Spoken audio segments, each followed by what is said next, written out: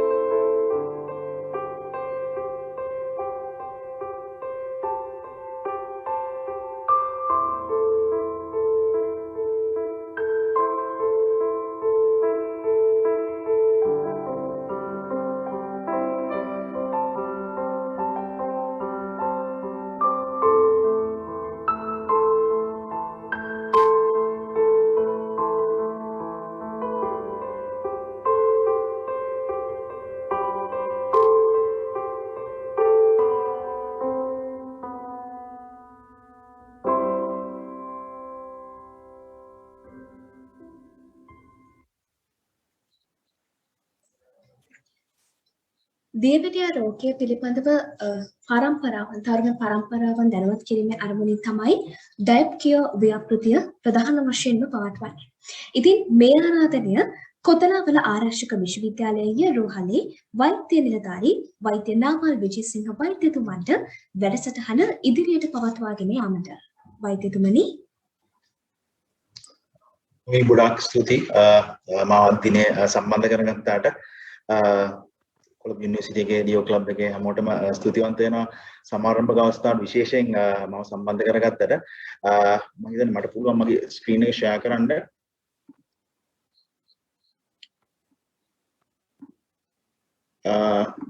ඒක පොඩ්ඩක් enable කරනවා හොඳයි මගේ presentation එක චුට්ටක් කරන්න ජනිත් මම මෙහෙම දෙයක් කියන්නම් සාමාන්‍යයෙන් ගොඩක් සන්තෝෂන ඕගොල්ලන්ගේ ප්‍රසන්ටේෂන් එක දැකලා ඔයගොල්ලෝ ගොඩක් මහන්සිලා තියෙනවා පබ්ලික් අවයර්නස් ක්‍රියේට් කරන්න මේ දියවැඩියාව සම්බන්ධව. ඇත්තටම ගොඩාක් සන්තෝෂයි තරුණ කණ්ඩායමක් හැටියට මේ විදිහට එකතු වෙලා මේ වගේ සමාජ සත්කාර කිරීම සම්බන්ධව. මම දන්නවා ගොඩාක් කණ්ඩායම් තියෙනවා සමාජයේ මේ වගේ කටයුතු කරන. ඉතින් විශ්වවිද්‍යාල කටයුතු කරන ගමන් තමන්ගේ අධ්‍යාපන කටයුතු කරන ගමන් ඇත්තටම ගොඩාක් සන්තෝෂයි වගේම ගොඩාක් ආඩම්බරයි. වෛද්‍යවරයෙක් හැටියට මේ වගේ කණ්ඩායමකට කතා කරන්න ලැබීම සම්බන්ධව ඔයගොල්ලන්ගේ සමාරම්භ කුලෙදී මම හිතන්නේ මගේ ස්ක්‍රීන් එක ෂෙයා කරන්න අවස්ථාව ලබා දුන්නොත් මට මගේ ප්‍රසන්ටේෂන් එක ඇත්තටම පටන් ගන්න පුළුවන් ඔයගොල්ලන්ට. එතකොට ජනිත් තාම ඩිසේබල් කියලා එන්නේ.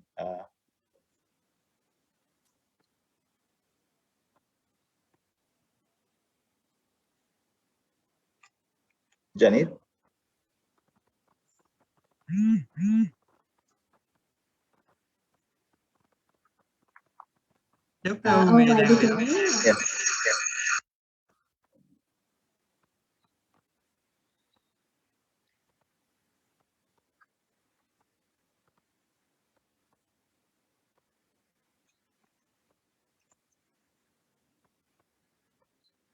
ස්ක්‍රීන් ෂෙයාරින් තාම ඩිසේබල් කරලා තියෙනවා. චුට්ටක් පුළුවන් නම් ප්‍රසන්ටේෂන් එක ස්ටාර්ට් කරගන්න මට එතකොට.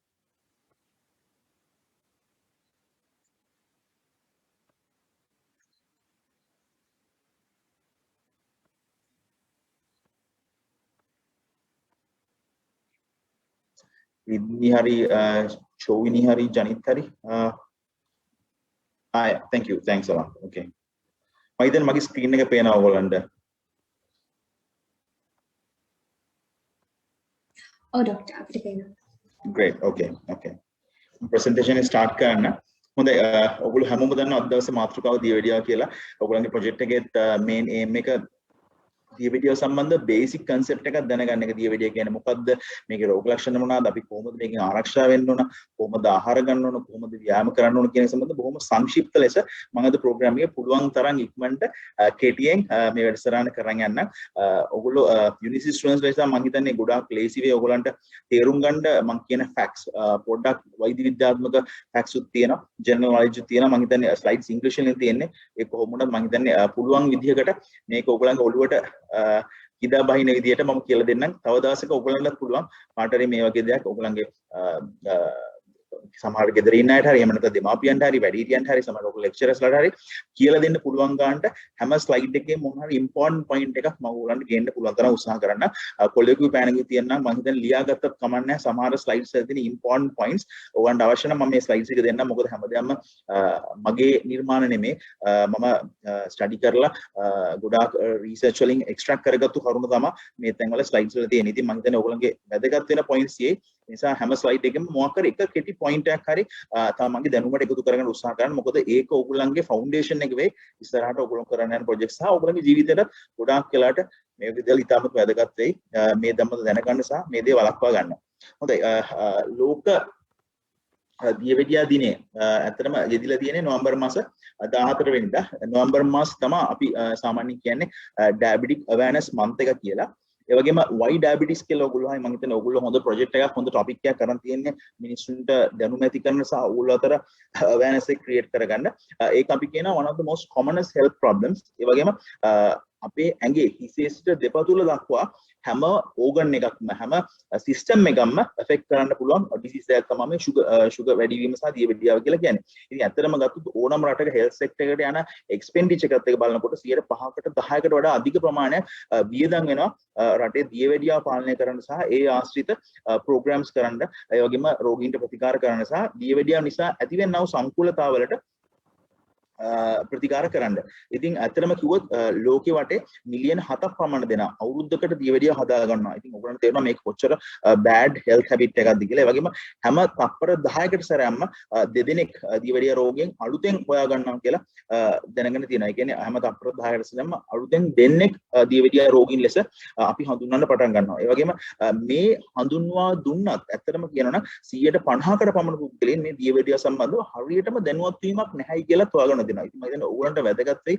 මොකද මේ වගේ දෙයක් ඕගොල්ලෝ දැනගත්තොත් මේ අවෑර්නස් එක ක්‍රියේට් කරොත් ඉස්සරහදී අඩුම තරමේ මේ 150ක් අන්වැය වීම නිසා කියන්නේ භාගයට භාගයක් මේ රෝගය තමාට තියෙන බවවත් දන්නේ නැහැ. ඉතින් ඉස්සරහට මම හිතන්නේ ලංකාවේ ලොකු ට්‍රෙන්ඩ් එකක් ඇති කරන්න පුළුවන් ඕගොල්ලන්ට මේ සම්බන්ධව තවදුරටත් දිගින් දිගටම මේ අවෑර්නස් කැම්පේන්ස් කිරීම තුලින්. ඒ වගේම හැම තප්පර 10කට සැරයක්ම එක පුද්ගලයෙක් මිය යනවා කියලා හොයාගෙන තියෙනවා දියවැඩියාවට ආශ්‍රිත අසනීපයක් ඇතිලා. අපි දන්නවා heart attacks, ඒ වගේම අංශභාගය, ඒ වගේම බොබ්බඩ් රෝග මේවා නිසා මේ දියවැඩියාවෙන් ජීවිතයේ අපේ life expectancy එක සාමාන්‍යයෙන් අවුරුදු 5කින් 10කින් අතර ප්‍රමාණයකින් අඩු වෙනවා කියලා හොයාගෙන තියෙනවා. ඒ වගේම අමතක කරන්න එපා. අපි දියවැඩියාව අවුරුදු 40 හැදුනොත්, අපි දියවැඩියාව අවුරුදු 5ක් තිබුණොත්, ඒ කියන්නේ අපි අවුරුදු 45 වෙනකොට ඇත්තටම අපේ ඇඟේ වයස ඇත්තටම අපි කියන ඩබල් වෙනවා කියලා. අපි අවුරුදු 45 දී අපේ ඇඟ තියෙන අවුරුදු 50ක ඇඟක්. මොකද අපි දියවැඩියාව අවුරුදු 40න් හැදිලා අවුරුදු 5ක් අපේ ඇඟේ දියවැඩියාව තිබුණොත් අපි අවුරුදු 45 දී අපිට ඇත්තටම දියවැඩියාව කාලෙත් එක්ක සැලකුවොත් අපේ බයොලොජිකල් ඒජ් එකට වඩා අපේ ඇඟ ඇත්තටම අවුරුදු 5කින් ඒජ් බොඩි එකක් තමයි අපිට තියෙන්නේ. ඉතින් අපි දියවැඩියාව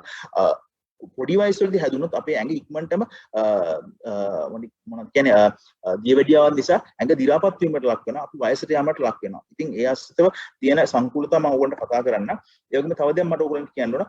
ලෝකෙ වටේ ඇස්පේන් නැති ඇති වෙන එක. ඒ වගේම වක්ගොඩ් රෝග ඇති වීම. ඒ වගේම අපේ ගාත්‍රා, අපේ අතපා වල තියෙන ඔපරේෂන්ස් වලට ගොඩාක් වෙලාවට හේතු සාධක වෙනවා මේ දියවැඩියාව. ඔයගොල්ලෝ දන්නවා දියවැඩිය නිසා ගොඩාක් දෙනෙක් තමන්ගේ ඇම්පියුටේෂන්ස් කරනවා. අපි ඇඟිලි කපලා දානවා, කකුල් කපලා දානවා. ඇත්තටම දියවැඩියාව නිසා ගොඩාක් සංකූලතා ඇති වෙනවා. මම ඉස්සරහට ඔයගොල්ලෝ පින්තූර ඇතුව පෙන්නන්නම්. කොයි ආකාරයෙන්ද මේ දියවැඩිය නිසා ගොඩාක් දෙනෙකුට මේ වගේ රෝගීන් වලට ලක් වීම සහ ඒකට හේතු මොනවද කියලා. ඒ වගේම මම කිව්වොත් ඇත්තටම මම අර කලින් කිව්වා වගේ ගොඩක්ම ලොකු වියදමක් කරනවා මේ වගේ රෝගීන්ට ප්‍රතිකාර කිරීමට. මම එක ෆැක්ට් එකක් කියන්නම්. අපි සාමාන්‍යයෙන් අපි හෙල්ත් ස්ටැටිස්ටික්ස් කරනවා. ඒ කියන්නේ අපි හෙල්ත් සම්බන්ධ සෞඛ්‍ය සම්බන්ධ සංගණන කරනවා. ඒ වලදී 2007 දී ඇත්තටම අපි දැනත්තා මේකේ මිලියන 246ක් පමණ ප්‍රමාණ දියවැඩියාව තිබුණා. නමුත් 2025 වෙනකොට ඒගොල්ලෝ එස්ටිමේට් කරා මිලියන 380ක් පමණ දෙනා මේ රෝගී හැදෙයි කියලා. නමුත් අපි ඇත්තටම බැලුවොත් 2019 වෙනකොට මම පල්ලෙහාට රතු පාටින් මම දාලා තියෙනවා 2019 වෙනකොට මිලියන 463කට පමණ මේ රෝගී වැළඳී තිබුණා. ඇත්තටම මේක ලෝකේ පොපියුලේෂන් එක ඇඩල්ට් පොපියුලේෂන් ඒ කියන්නේ අවුරුදු 20 සහ 80 අතර ඇත්තටම අතර දෙනාගේ 10%කට ආසන්න ප්‍රමාණයකට දියවැඩිය වැළඳී තිබුණා. ඉතින් මේ සංගණන එන්න දියවැඩිය රෝගීන් ඩිටෙක්ට් කරගන්න ප්‍රමාණය සමාජයේ වැඩි වෙලා තියෙනවා. දියවැඩිය කියන රෝගය ඇත්තටම ලොකු කොරෝනා වගේම ලොකු පැන්ඩමික් එකක් බවට පත් වෙලා දැන්ට අවසානයේ. ඔයගොල්ලෝ බැලුවොත් මේකේ පේන්නේ මේකේ තියෙන non communicable disease. ඔයගොල්ලෝ දන්නා බෝනෝන රෝග කියලා අපි හඳුන්වා දෙමින් කතා කරා. මෙතනදී ඇත්තට මේ තැඹිලි පාටින් පෙන්වන්නේ ගොඩක් සහ මේ නිල් පාටින් පෙන්වන්නේ මේ ප්‍රෙෂර් එක සහ දියවැඩිය සම්බන්ධව. ඉතින් ප්‍රෙෂර් එක තමයි leading non communicable disease එකකට හඳුන්වන්නේ. ඒ කියන්නේ පිරිමින් සහ කාන්තාවන් ගත්තොත් කාන්තාවන් වැඩිපුරම ප්‍රෙෂර් එක වැළඳෙනවා. ඒ වගේම දියවැඩියාව ගත්තොත් පිරිමි සහ ගෑනු අතර ලොකු වෙනසක් හිටින්නේ නැහැ. ඉතින් මේ දියවැඩියාව ප්‍රෙෂර් එක තමයි අපේ non communicable disease බෝනෝන රෝග ගණයට අතන ප්‍රධාන රෝග දෙයක් හැට අපිට හඳුන්වා දෙන්න පුළුවන් අනිත් රෝග වලට අමතරව. ඉතින් මෙතනදී ඔයගොල්ලෝ බැලුවොත් මේ non communicable disease අවුරුදු 35 පයින්නකොට අපි දැන් මෙතන මේ දැකලොත් මේක අවුරුදු 35 වේගෙන එනකොට එක්ස්පොනෙන්ෂියලි වැඩි වෙනවා කියලා හොයාගන්න තියෙනවා. ඉතින් ඔයගොල්ලෝ හිතන්න එපා මට තාම අවුරුදු 20යි මට 25යි මට 30යි මට තව අවුරුදු 5ක් තියෙනවා සමහරලාට මට මේක වැළඳෙන එකකුත් නැහැ කියලා හිතන්න එපා. මොකද මේ අවුරුදු 35 දී මේ වගේ රෝග වලට ලක් වෙන්නේ අවුරුදු 25 එහෙම නැත්නම් අවුරුදු 20 අවුරුදු 30 මේ කාල තුල අනවශ්‍ය ලෙස තමන්ගේ සෞඛ්‍ය සම්බන්ධව අර පරිශ්‍රමයෙන් ජීවත් වෙන්න නැති අය කියලා තමයි විශේෂයෙන් හොයාගන්න තියෙන්නේ. ඒ කියන්නේ මේ අවුරුදු 35 ඉතින් මේ වගේ දෙයක් සිද්ධ වෙන්න මේ විදිහට මේ කර්ව් එක වැඩි වෙන මේ වගේ ප්‍රෙෂර් එක දියවැඩියාව කොලෙස්ටරෝල් මේ වගේ බෝන් නොවන රෝග ඇතිවන්න හේතුව ඕගොල්ලෝ අවුරුදු 25 සිට අවුරුදු 35 ඇතුළත තියෙන ඕගොල්ලන්ගේ ශරීරය රටාව ඕගොල්ලෝ ආහාර ගන්න විදිය ඕගොල්ලන්ගේ හැසිරීම රටාව ඕගොල්ලෝ ඇඟට දාගන්න අපි කියන ස්මෝක් කරනවාද ඇල්කොහොල් කරනවාද මේ ඇල්කොහොල් ගන්නවාද මේ හැම දෙයක්ම බලපාන ඕගොල්ලෝ අවුරුදු 35 දී මේ වගේ දේවල් ඇති වෙනවා. ඉතින් ස්ට්‍රෙස් එකක් තව ලොකු හේතුවක්. ව්‍යායාම නොකිරීම ඕගොල්ලෝ සෙඩෙන්ටරි ලයිෆ් ස්ටයිල් එක මේ වගේ ගොඩාක් බලපාන මේ අවුරුදු 35 දී මේ විදියට ඉතාමත්ම අධික ලෙස මේ වගේ බෝන් නොවන රෝග ඇතිවීමට. ඉතින් ඇත්තටම දියවැඩියාව කියලා කියන සාමාන්‍ය කියන්නේ ඩයබටිස්. එතනද අපි කියන ඩයබටිස් මෙලයිටස් කියලා. ඒකට එක ග්‍රීක් වර්ඩ් එකක්. අපි ඩයබටිස් කියලා කියන්නේ pass through a symphony. ඒ කියන්නේ බටයක් කරහා sweet. ඒ කියන්නේ සීනි සහිත. ඒ කියන්නේ දේවල් පාස් වීම තමයි අපි අදහස් කරන්නේ. ඒ කියන්නේ අපි මුත්‍රා සමග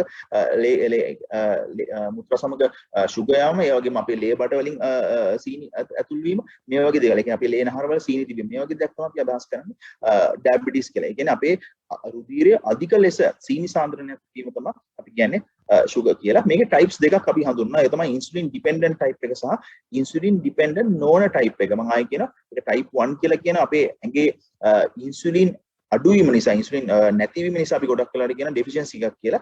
ඉතින් ඉන්සුලින් සම්බන්ධව යන අපි දියවැඩියාව කියනවා අපි යං ඩයබටිස් කියලා කියන මම ඒ කම්පැරිසන් එක තවදුරටත් උගන්වන්න කියන්න.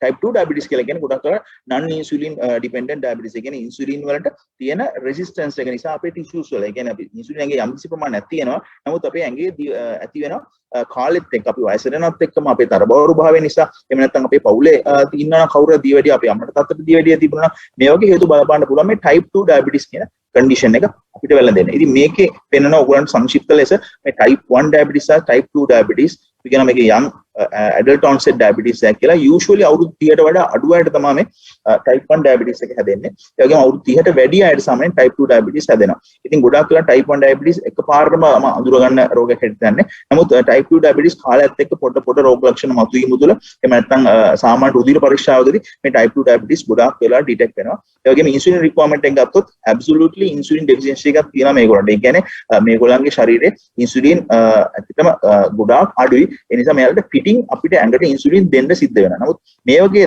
type 2 diabetes තියෙන ඇඟේ ඉන්සුලින් තියෙනවා. නමුත් මේ ඉන්සුලින් වලින් තියෙන response එක මදි වෙලා තියෙනවා. එහෙම නැත්නම් ඉන්සුලින් ගිහිල්ලා ඇඟේ tissues වල අපි කියනවා ඒකට අපේ skeletal muscles කියලා අපේ පේශි මාංශ පේශි වගේ මක්මාව මේ වගේ ස්ථාන වලට කියලා ඉන්සුලින් වැඩ කරන්න නැති ගතියක් තියෙනවා. සහ ඒකේ ඉන්සුලින් resistance එකක් develop වෙනවා කියලා අපි කියනවා. ඉතින් ඒ වගේට ඉන්සුලින් තියෙනවා. මොකද ඒගොල්ලන්ගේ ඇඟේ තියෙන ක්‍රියාකාරීත්වය තමයි තවදුරටත් වැඩි කරලා කැලරි දහනය කිරීමක් තමයි ගොඩක් වෙලාට මේ type 2 diabetes වල අපිට කරන්න සිද්ධ වෙන්නේ. ඉතින් මේක තමයි මූලිකම වෙනස්කම් දෙක මේ type 1 සහ type 2 diabetes වල.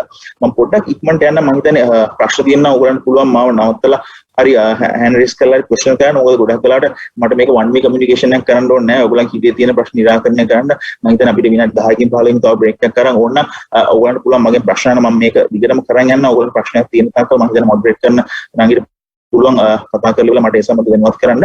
හොඳයි මෙතන පෙන්වන්නේ ගොඩාක් වෙලාවට මේක urban disease එකක්. අපි කියනවා disease of the townies කියලා. ඒ කියන්නේ ගොඩක් වෙලාවට නගර ආසන්නයේ ජීවත් වෙන අය rural අන්තිට වඩා ගොඩක් වෙලාවට තමන්ගේ ආහාර පුරුදු ඒ වගේම අවම activities ක්‍රියාකාරීත්වය අඩුවීම sedentary lifestyle එක ගොඩක් වෙලාවට office based jobs කරන අයට මේ වගේ නිසා ගොඩක් වෙලාවට මේක urbanized disease එකක්. අපි කියනවා මේක ඇත්තටම දියුණු වෙච්ච රටවල් රෝගයක්. නමුත් දැන් ඇත්තටම දියුණු වෙමින් පවතින රටවල්ට ගොඩාක් බලපාලා තියෙන මේ දියවැඩියාව කියන දේ නරක ආහාර පුරුදු සහ ජීවිත චර්යාවන් නිසා. මෙතන ඇත්තටම පෙන්වන්නේ මේ දියවැඩියාව වයසත් එක්ක ඩිටෙක්ට් කරගත්තු prevalence එක. ඇත්තටම ඔයගොල්ලන්ට මෙතන පේනවා අවුරුදු 20 29 ඉඳලා වගේ යම් කිසි ආකාරයක මේක වැඩි වීමක් දක්වන ලබනවා වයස යනවත් සමගම. ඉතින් සමහරලාට මේ අවස්ථාව අපි ගොඩාක් වෙලාවට අපි කියනවා මේ අවුරුදු 30ට අඩු අය type 1 diabetes කියලා. මේ අවස්ථාවේ මේ කට්ටිය ගොඩක් type 2 diabetes සහ adult onset diabetes කියලා අපි සඳහන් කරන කොටස. මූලික රෝග ලක්ෂණ හැටියට අපි ගොඩාක් වෙලාවට අපි දකින්නේ triad එකක්. ඒකට කියනවා weight loss, polyuria and polydipsia කියලා. ඒ කියන්නේ ගොඩාක් තිබහා එනවා මේ ඇයිට. ගොඩාක් වතුර බොන්න හිතන ආසාව වෙනවා. මොකද අපේ ඇඟේ තියෙන සීනික් සාන්ද්‍රණය වැඩි වීම නිසා අපේ මොලෙන් සිග්නල් එකක් යනවා අපේ ලේවල් එක තියෙන sugar content එක වැඩි. ඒ නිසා සාන්ද්‍රණය වැඩි. ඒ නිසා මේ සාන්ද්‍රණය අඩු කරගන්න වතුර ගන්නයි කියලා. ඉතින් ඒගොල්ලෝ ගොඩක් වෙලාවට මොලේ තියෙන මේ thirst center එක stimulate කරලා ඒගොල්ලෝ ගොඩාක් වතුර බොන්න plan කරනවා. ඒ වගේම වතුර බීම නිසා ගොඩාක් වෙලාවට යාට මුත්‍රා යන ප්‍රමාණයත් වෙනවා. නැගිට දෙපාරක් තුන් පාරක් මුත්‍රා කරන්න යන සිද්ධ වෙනවා. ඒ වගේම ඒගොල්ලන්ගේ අධික ලෙස බර අඩුවීමක් සිද්ධ වෙනවා. ඉතින් මේ trial එක තමයි අපි ගොඩක් වෙලාවට දකින්නේ. ඒ වගේ මේකේ මේනම reasons ඇටියට අපි ගොඩක් වෙලාවට දකින්නේ excess calorie intake එක. මේ අය ගොඩක් අපි දකිනවා සමහරවිට තරුණ ළමයි අවුරුදු 15 20 30 ළමයි ගොඩාක් මේ දවස්වල විතර නෙමෙයි ඇත්තටම සමහර ළමයි හුරු වෙනවා ගොඩාක් ස්වීට් ඉන්ටේක් කරන ගොඩාක් මේ පැණි රහ කෑම කන්න ඒ වගේම ෆාස්ට් ෆුඩ්ස් කන්න බර්ගර්ස් පීට්සාස් වගේ දේවල් ගොඩාක් ආහාරයට ගන්නවා සමහරවිට ගොඩාක් ලොකු කැලරි ඉන්ටේක් එකක් ගන්නවා සමහර අය ඒ වගේම lack of physical activities ගොඩාක් වෙලාට ඒගොල්ලෝ කාලා තරබාරු වෙනවා ඒ වගේ physical activities අඩු වෙනවා මේවා ප්‍රධාන හේතු හැටියට දකිනවා මේ අවස්ථාවේදී මේ type 2 diabetes එන්න. ඉතින් මේ දවස්වල ගොඩාක් වෙලාට පහුගිය කාලේ වෙන දැන් මේ කොරෝනා පැන්ඩමික් එකත් එක්ක ගොඩක් කට්ටිය ගෙදරටලා ඉන්නේ. ඒ වගේම සමහරලාට ආහාර පාන ගැනීම සිද්ධ වෙනවා lack of physical activities ගොඩක් වෙලාට එළියට යන්න බෑ gym එකට යන්න බෑ jogging යන්න එළියට ය아가න්න විදියක් නැහැ. සමහරලාට මේ වගේ දේවල් නිසා ගොඩක් වෙලාට කුඩා ළමයි laptops ඉස්සරහා ඉන්නේ screen ඉස්සරහා ඉන්නේ zoom classes වලට තමයි ගොඩක් වෙලාට join වෙන්නේ. ඒ වගේ දෙයක් නිසා ගොඩක් වෙලාට මේගොල්ලන්ගේ stress එක සහ එහෙම නැත්නම් physical activities අඩු වීම සහ එකම තැන ඉඳලා ආහාර ගැනීම නිසා ගොඩක් වෙලාවට මේගොල්ලන්ගේ තරබාරු භාවය නිසා අපි ඇත්තටම ඉස්සරහට හිතනවා මේ වගේ මේක ඩයබටික් පැන්ඩිමික් එකක් ඉස්සරහට සිද්ධ වෙන්න පුළුවන් කියලා. ඉතින් මම හිතන්නේ මම නැවත වතාවක් ඔයගොල්ලෝ මතක් කරනවා ඔයගොල්ලෝ මේ අරන් තියෙන උත්සාහය බොහොම වැදගත් බොහොම හොඳයි. ඉතින් සන්තෝෂයි මේක දිගටම කන්ටිනියු කරන්න කියලා මම ඔයගොල්ලන් ඉල්ලනවා.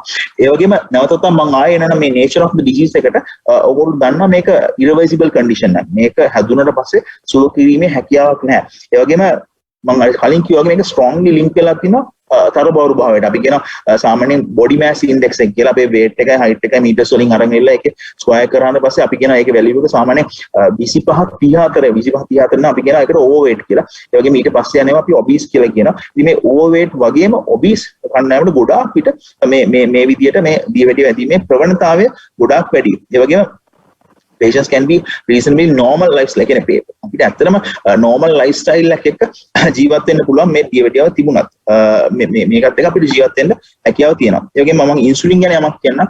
ඉන්සුලින් තමයි ප්‍රධාන වශයෙන්ම අපේ ඇඟේ sugar control කරන හෝමෝනිය. මේක ඇත්තටම අපේ අග්න්‍යාශය අපි කියනවා පැන්ක්‍රියාස් එක කියලා. ඒක කියනවා බීටා සෙල්ස් කියලා. මේ බීටා සෙල්ස් වලින් තමයි ඇත්තටම මේ ඉන්සුලින් සෙක්‍රීට් කරන්නේ. සහ මේක ක්‍රෝමෝසෝම් 11 වල තමයි ඇත්තටම අපි කෝඩ් වෙලා අපේ ඇඟෙන් එළියට අපේ අග්න්‍යාශයෙන් එළියට ස්‍රාවය කරන්නේ. ඒ වගේම 50% මේ ඉන්සුලින් සෙක්‍රීට් කරන ඒවා ඇත්තටම අක්මාවේ සහ වකුගඩුවේදී විනාශ වෙනවා. ඊටු 50% තමයි ඇත්තටම ක්‍රියාත්මක වන්නේ. ඉතින් ඔයගොල්ලෝ දන්නවා දියවැඩියා නිසා ඇතිවන complications අපි කියන සංකූලතා කියලා මේක ප්‍රධාන වශයෙන් කොටස් දෙකකට කඩනවා. ඒක තමයි කියන macrovascular complications සහ microvascular complications කියලා. මොකද ඕගොල්ලෝ දියවැඩියා awareness එක සම්බන්ධව ජනතාවට කතා කරනවා. සාමාන්‍යයෙන් ඕගොල්ලෝ මම දැක්ක ඕගොල්ලෝ programs ඕගොල්ලෝ කරලා තියෙන community based programs. ඉතින් ඒ අවස්ථාවේදී ඇත්තටම ඕගොල්ලන්ට පුළුවන් නම් මේ වචන set එක හරියට දැනගන්න. ડોක්ටර්ස් ඔත් එක්ක වැඩ කරන්න වෙනවා, සමහරවිට community එකත් එක්ක වැඩ කරන්න වෙනවා, health sector එකත් එක්ක වැඩ කරන්න වෙනවා.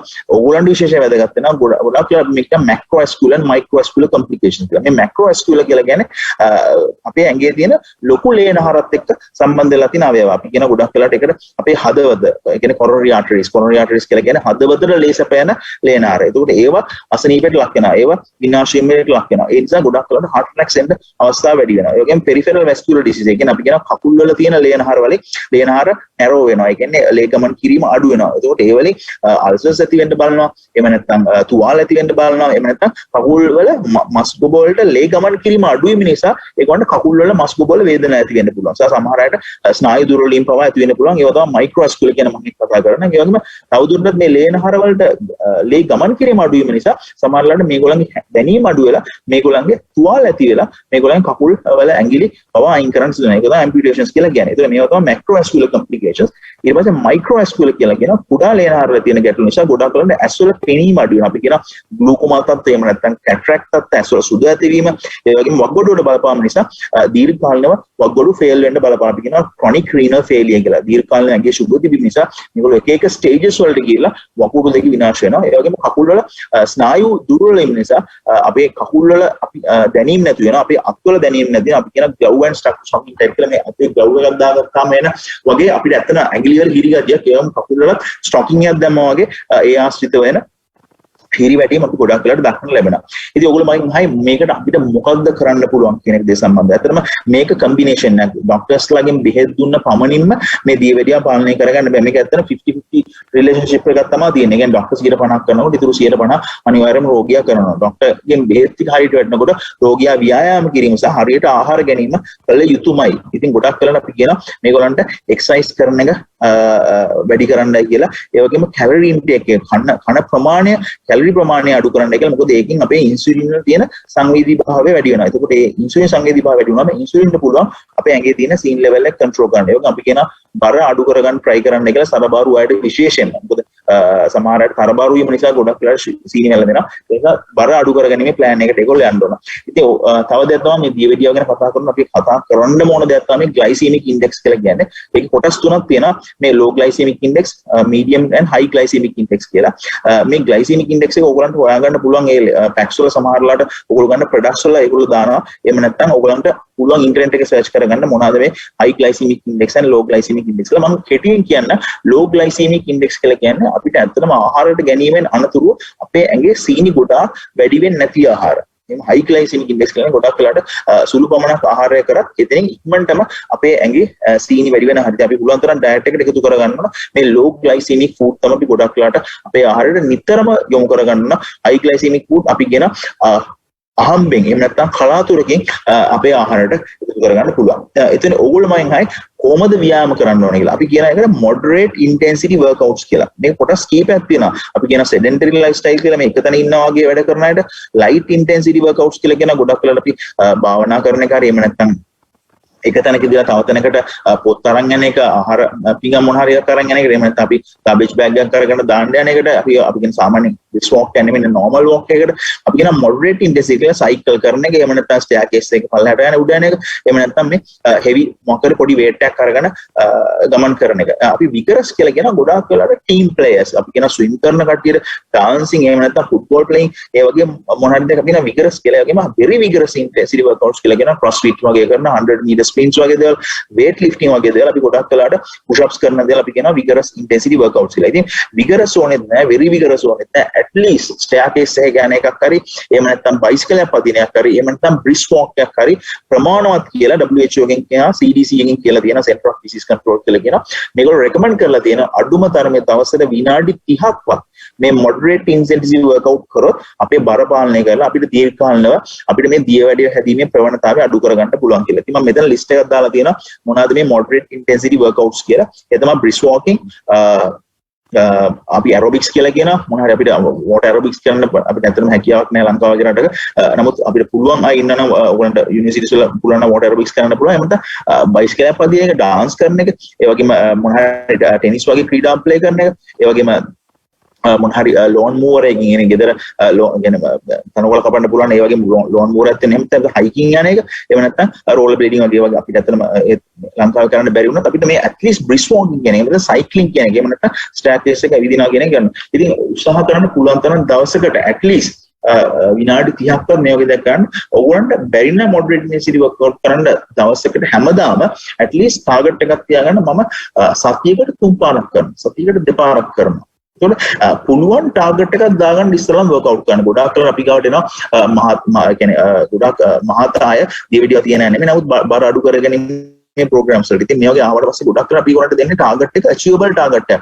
අපි යාළුවන්ට ගත්ත ගමන් කියන්නේ දවසට 7 පාරක් වර්ක්අවුට් කරන්න කියලා. එහෙම නැත්නම් එක දවසක් රෙස්ට් දෙය දීලා ඊටු හැමදාම වර්ක්අවුට් කරන්න කියලා. ඉතින් ඒක කරන්න බැරි දෙයක්. අපි ඒකේ ඇඩ්වයිස් කියන්නේ සයිකොලොජිකලි ඉස්සෙල්ලාම පුළුවන් දවස් දෙකක් සතියට අනිවාර්යයෙන්ම කරන්න. සමුදාය සිකුරාදා අනිවාර්යයෙන්ම මේක පැයක් අනිවාර්යයෙන්ම කරන්න. පැය භාගයක් අනිවාර්යයෙන්ම කරන්න. ඒතකොට කාලෙත් එක්ක පොඩ මාසයක් යනකොට, දෙකක් යනකොට, තුනක් යනකොට අපේම සයිකොලොජි එක අපේම ඇඟෙන් ඕන කරන තවදුරටත් මේක වැඩිපුර කරන්න. ඒතකොට ඕගොල්ලන්ට පුළුවන් මේක 10 දවස් දෙකක් කරන්න, 10 දවස් 3ක් කරන්න.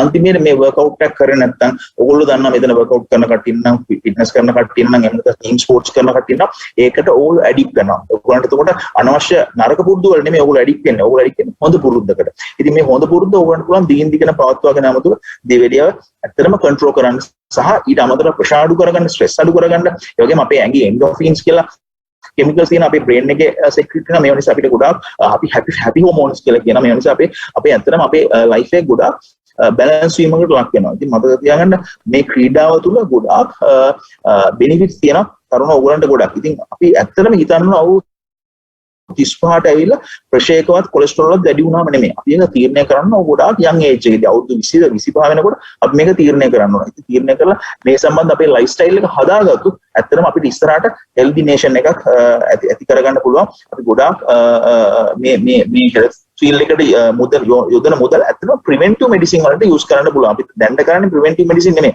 අපි කියන්නේ ගොඩාම හෙල්ත් ඉන්වෙස්ට්මන්ට්ස් කරන්නේ ට්‍රීට් කරන්න පේෂන්ට්ස් පිළිකාර රෝග වලට ආතරයිටිස් වලට ගොඩාක් ලොකු මුදලක් පිළිදන් වෙනවා ලංකාවේ මේ වගේ දේවල්. ඉතින් ඒ ඇත්තට මේ මුදලත් ඕගොල්ලන්ගේ මුදල් තමයි. ඕගොල්ලෝ කවදාද ඉගෙනගෙන රසායනික ඒජන්ට් වලට කීයක් කර අතර හම්බෙන්න දේ තමයි ටැක්ස් වලට හරි එහෙම නැත්නම් ඕගොල්ලන්ගේ ලබා ගැනීම සිද්ධ කරන මේ සෞඛ්‍ය ක්ෂේත්‍රයේ සහ අධ්‍යාපන ක්ෂේත්‍රයේ හැමදැනටම. ඉතින් මේ වගේ දේවල් ට්‍රීට් කරනකොට ප්‍රිවෙන්ට් කරගන්න උත්සාහ කරන එක තමයි ඇත්තටම ගොඩාක් වැදගත් වෙන්නේ. මම ආයේ ටෙක්නිකල් සයිඩ් එක මෙතන තියෙන්නේ. එතන ඔයගොල්ලෝ මම ආයේ සුගර් කොච්චරක් අපේ ඇඟේ තියෙන්න ඕනද කියලා නෝමල් මම ඒක ඊළඟ සයිඩ් එක කියනවා. මෙතන පොඩි දෙයක් ඉගෙන ගන්න. ඉන්සියුලින් ගොඩාක් වෙලාට කරන්නේ ඇඟේ සීනි අඩු කරන එක. නමුත් ග්ලූකෝගන් කියන හෝමෝන, එෆෙන්ඩ්‍රින් කියන කෙමිකල් එකත්, කෝටිසෝල් ග්‍රෝත් හෝමෝන් කියන හෝමෝනත් ගොඩාක් වෙලාවට කරන්නේ අපේ රුධිරේ සීනි වැඩි කරන එක.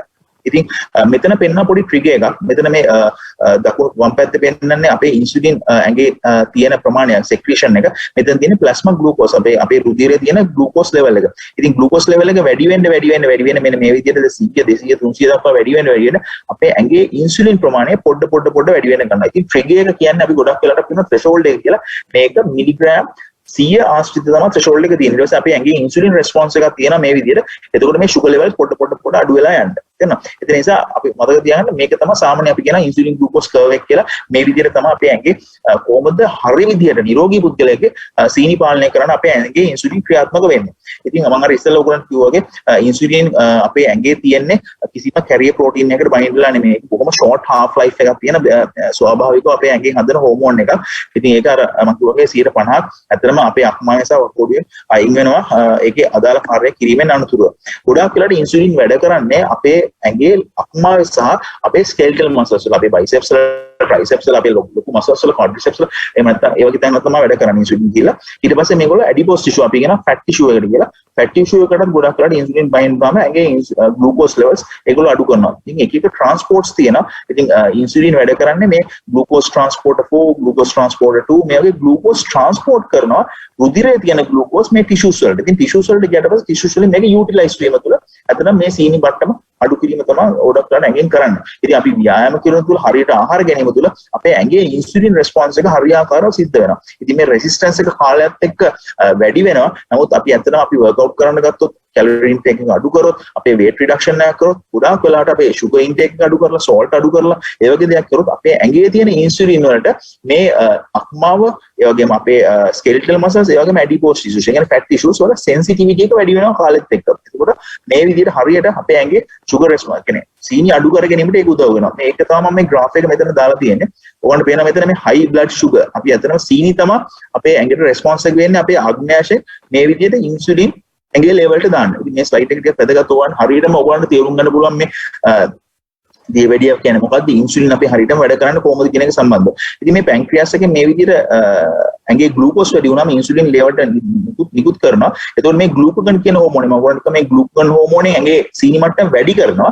ඉතින් මේ සීනි මට්ටම වැඩි කරන මේ හෝමෝනිය එයා නිෂේධනයට ලක් කරනවා අපි කියන ඉන්හිබිට් කරනවා. එතකොට මෙයාට පුළුවන් මෙහෙම ගිහිල්ලා ඉවරලා අක්මාව වැඩ කරලා අක්මාවට ඇඟේ තියෙන මේ ඇඟෙන් තියෙන ග්ලූකෝස් ප්‍රමාණය අඩු කරන්න. මොකද ඉන්සුලින් වල පුළුවන් මේ අක්මාවට කියලා මේ සීනි ප්‍රමාණය අඩු කරන්න. ඉන්සුලින් වල පුළුවන් ගේ මසල් එකට කියලා මේ ග්ලූකෝස් අප්ටේක් එක වැඩි කරන්න. තේරෙනවද? එතකොට මේ විදිහට තමයි අපේ ඇඟේ සාමාන්‍ය විදිහට අපේ ඉන්සුලින් වලින් මේ රුධිර තුල තියෙන සීනි මට්ටම පාලනය කරගන්නේ. ඉතින් මම අර වට කිව්වාගේ ඉන්සුලින් තමයි ප්‍රධානම හෝමෝනේ අපේ ග්ලූකෝස් අප්ටේක් එක වැඩි කරලා ඇඟේ කියන්නේ ඇඟේ ඇතුළට ගන්න සමහර වැඩිපුර ග්ලූකෝස් අපි ග්ලයිකෝජන් හැටියට ස්ටෝර් කරනවා. පස්සේ කාලෙකදී අපිට ක්‍රීඩා කරනකොට හරි අපේ ඇක්ටිවිටීස් වලට හරි කියන්නේ අවශ්‍ය කරන ග්ලූකෝස් බවට ආයෙ කන්වර්ට් කරගන්න. ඉතින් ග්ලූකෝගන් වලින් කරන්නේ ගොඩක් වෙලාවට අපේ ඇඟේ සීනි මට්ටම වැඩි කරන එකයි.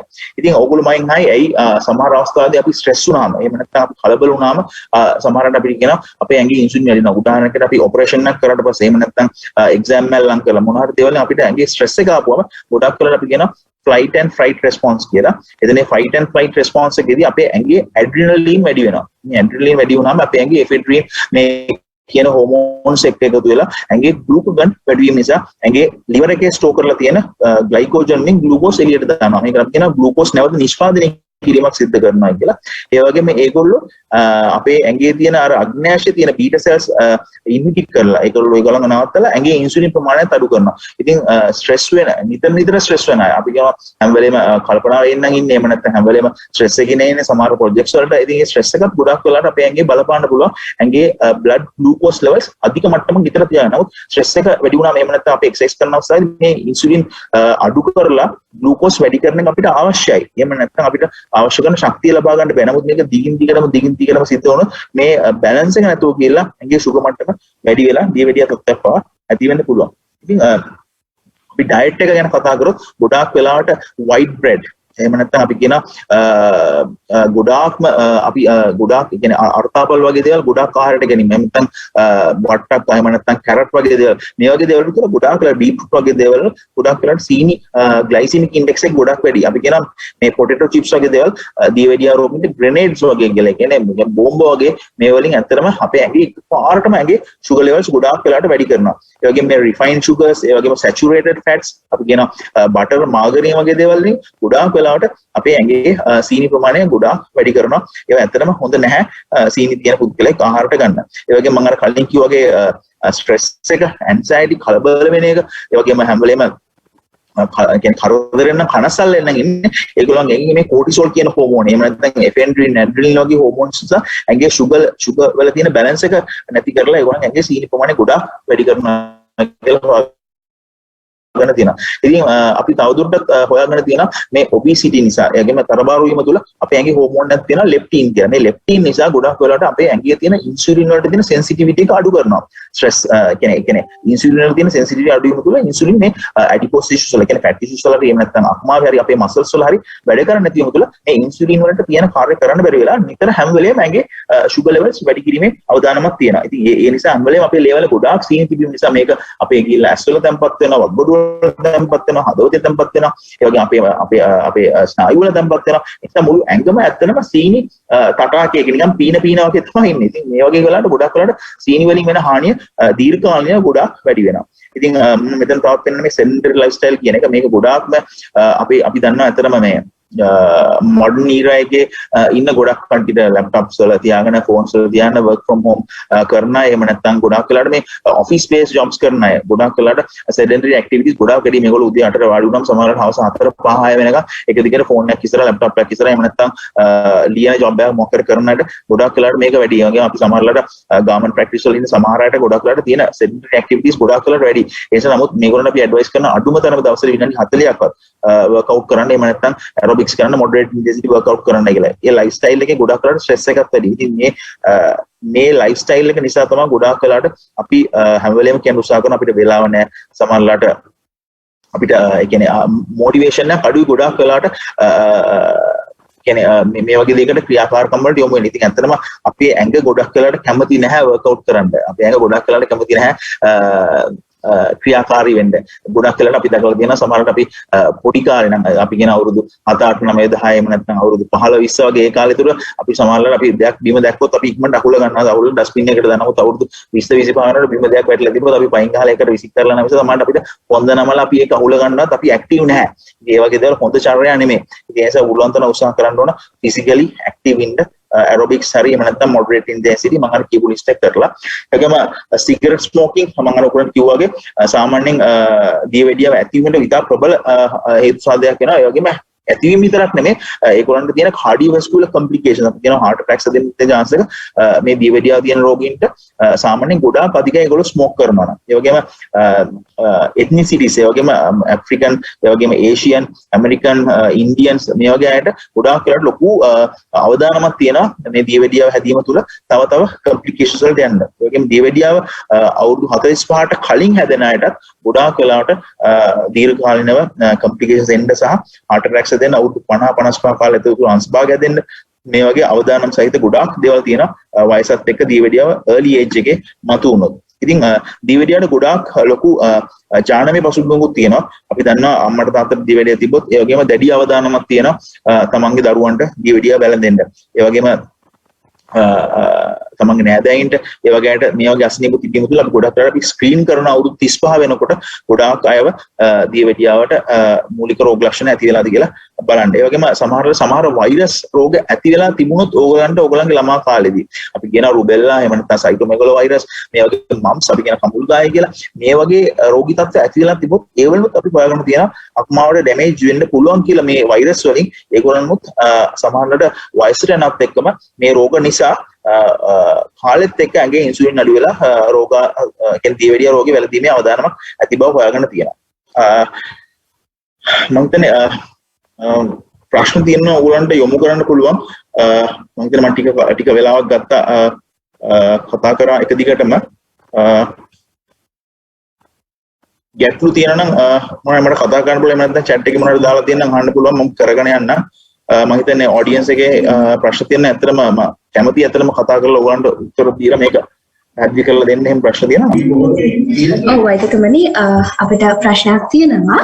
දැන් අපි ගොඩක් දෙනෙක්ට තියෙන ප්‍රශ්නයක් තමයි අපි පාරම්පරිකව අපේ දෙමව්පියන්ට හෝ එහෙමත් නැත්නම් අපේ ආච්චිසියර දියවැඩියව තියෙනවා නම් ඒක අපිට බලපානවා. ඒ කියන්නේ ඒ පාරම්පරිකව දියවැඩියව පවතිනවා නම් එහෙම තමන්ගේ පරම්පරාවෙන් තියෙන දියවැඩියව ඒ දියවැඩියව අපිට බැලදෙනවා. ඔව් හොඳයි ප්‍රශ්නය. මෙහෙමයි අපි කිව්වොත් මට ඩිරෙක්ට් ආන්සර් එකක් දෙන්න පුළුවන් බලපාන අනිවාර්යයෙන්ම කියලා. ඒකට හේතුව තමයි සාමාන්‍යයෙන් අම්මට තාත්තට දියවැඩියක් දෙන්නම් අපිට ඒ අවදානම ගැන හොඳ අවබෝධයකින් ඉන්න වෙනවා. උදාහරණයක් හැටියට අපි කියමු දැන් අම්මට දියවැඩියක් තියෙන අම්මගේ අක්කට දියවැඩියක් තියෙන අම්මගේ අම්මට දියවැඩියක් තියලා තියෙන. ඒක ස්ට්‍රෝං රිලේෂන්ෂිප් එකක් තියෙන ඇතර. අපි එකපාරටම අම්මට දියවැඩිය හැදිලා තියෙන එයා ප්‍රෙග්නන්ට් කාලේ නම් එයා බබා ඒ කියන්නේ ඔයා හරි එහෙම නැත්නම් ඔයාගේ මල්ලි හරි බඩේ ඉන්නකොට අම්මට දියවැඩිය ආවිල්ලා ඊට දියවැඩිය සුවනවා. ඒතකොට මේ වගේ අවස්ථාවල රිස්කින් අඩුයි. නමුත් ගොඩාක් වෙලාවට මේ වගේ අවදානමක් තියෙන ෆැමිලිස් ඒ කියන්නේ දැන් අම්මට තාත්තට දියවැඩිය තියෙනවා අම්මට විතරක් දියවැඩිය තියෙනවා. ඕගොල්ලෝ අතරම ඕගොල්ලෝ අවුරුදු 35 වෙනකොට කිසිම රෝග ලක්ෂණයක් නැති වුණත් fasting blood sugar හරි HbA1c කියලා ටෙස්ට් එකක් මම ඉස්සරහට කියනවා. ඒ වගේ දෙයක් ස්ක්‍රීන් කර ගැනීම ඉතාමත්ම අත්‍යවශ්‍ය වෙනවා. සහ ඕගොල්ලන්ගේ ඩයට් එක සම්බන්ධව ඕගොල්ලෝ විශේෂයෙන් පරිස්සම් වෙන්න ඕන සහ ඕගොල්ලන්ගේ බර හොඳට පාලනය කරගන්න ඕන. ඕගොල්ලන්ගේ උසට ගැලපෙන විදියට කොයි ආකාරයෙන්ද බල තියෙන්නේ කියලා. ඉතින් ඒ වගේ ෆැක්ටර්ස් ඕගොල්ලන්ට පරිස්සම් වෙන්න පුළුවන් දේවල්. අපි කියන modifiable risk factors කියලා. මොකද අපිට ජීන්ස් වෙනස් කරන්න බෑ. අපේ ජාන වෙනස් කරන්න බෑ. ඒක අපි වයසට යන වෙනස් කරන්න බෑ. ඉතින් ඒ risk factors එක අනිත් පැත්තට තියලා අපිට modify කරන්න පුළුවන් risk factors ගැන වලින් අපි පරිස්සම් වෙන්න ඕන. ගොඩක් ස්ට්‍රෙස් ගන්න නැතුව calorie intake එක control කරලා physically active වෙදලා අපේ බර පාලනය කරගෙන alcohol එතකොට ඒ වගේම smoking ඒ වගේම high salt diets එහෙම නැත්නම් high sugar diets මේ වලින් පරිස්සම් වෙලා අපිට ජීවත් වෙන්න පුළුවන් නම් මේක කන්ට්‍රෝල් කරගන්න පුළුවන්. සහ මම ආර කිව්වාගේ අපි ලයිෆ් එක එන්ජොයි කරන්නත් ඕන.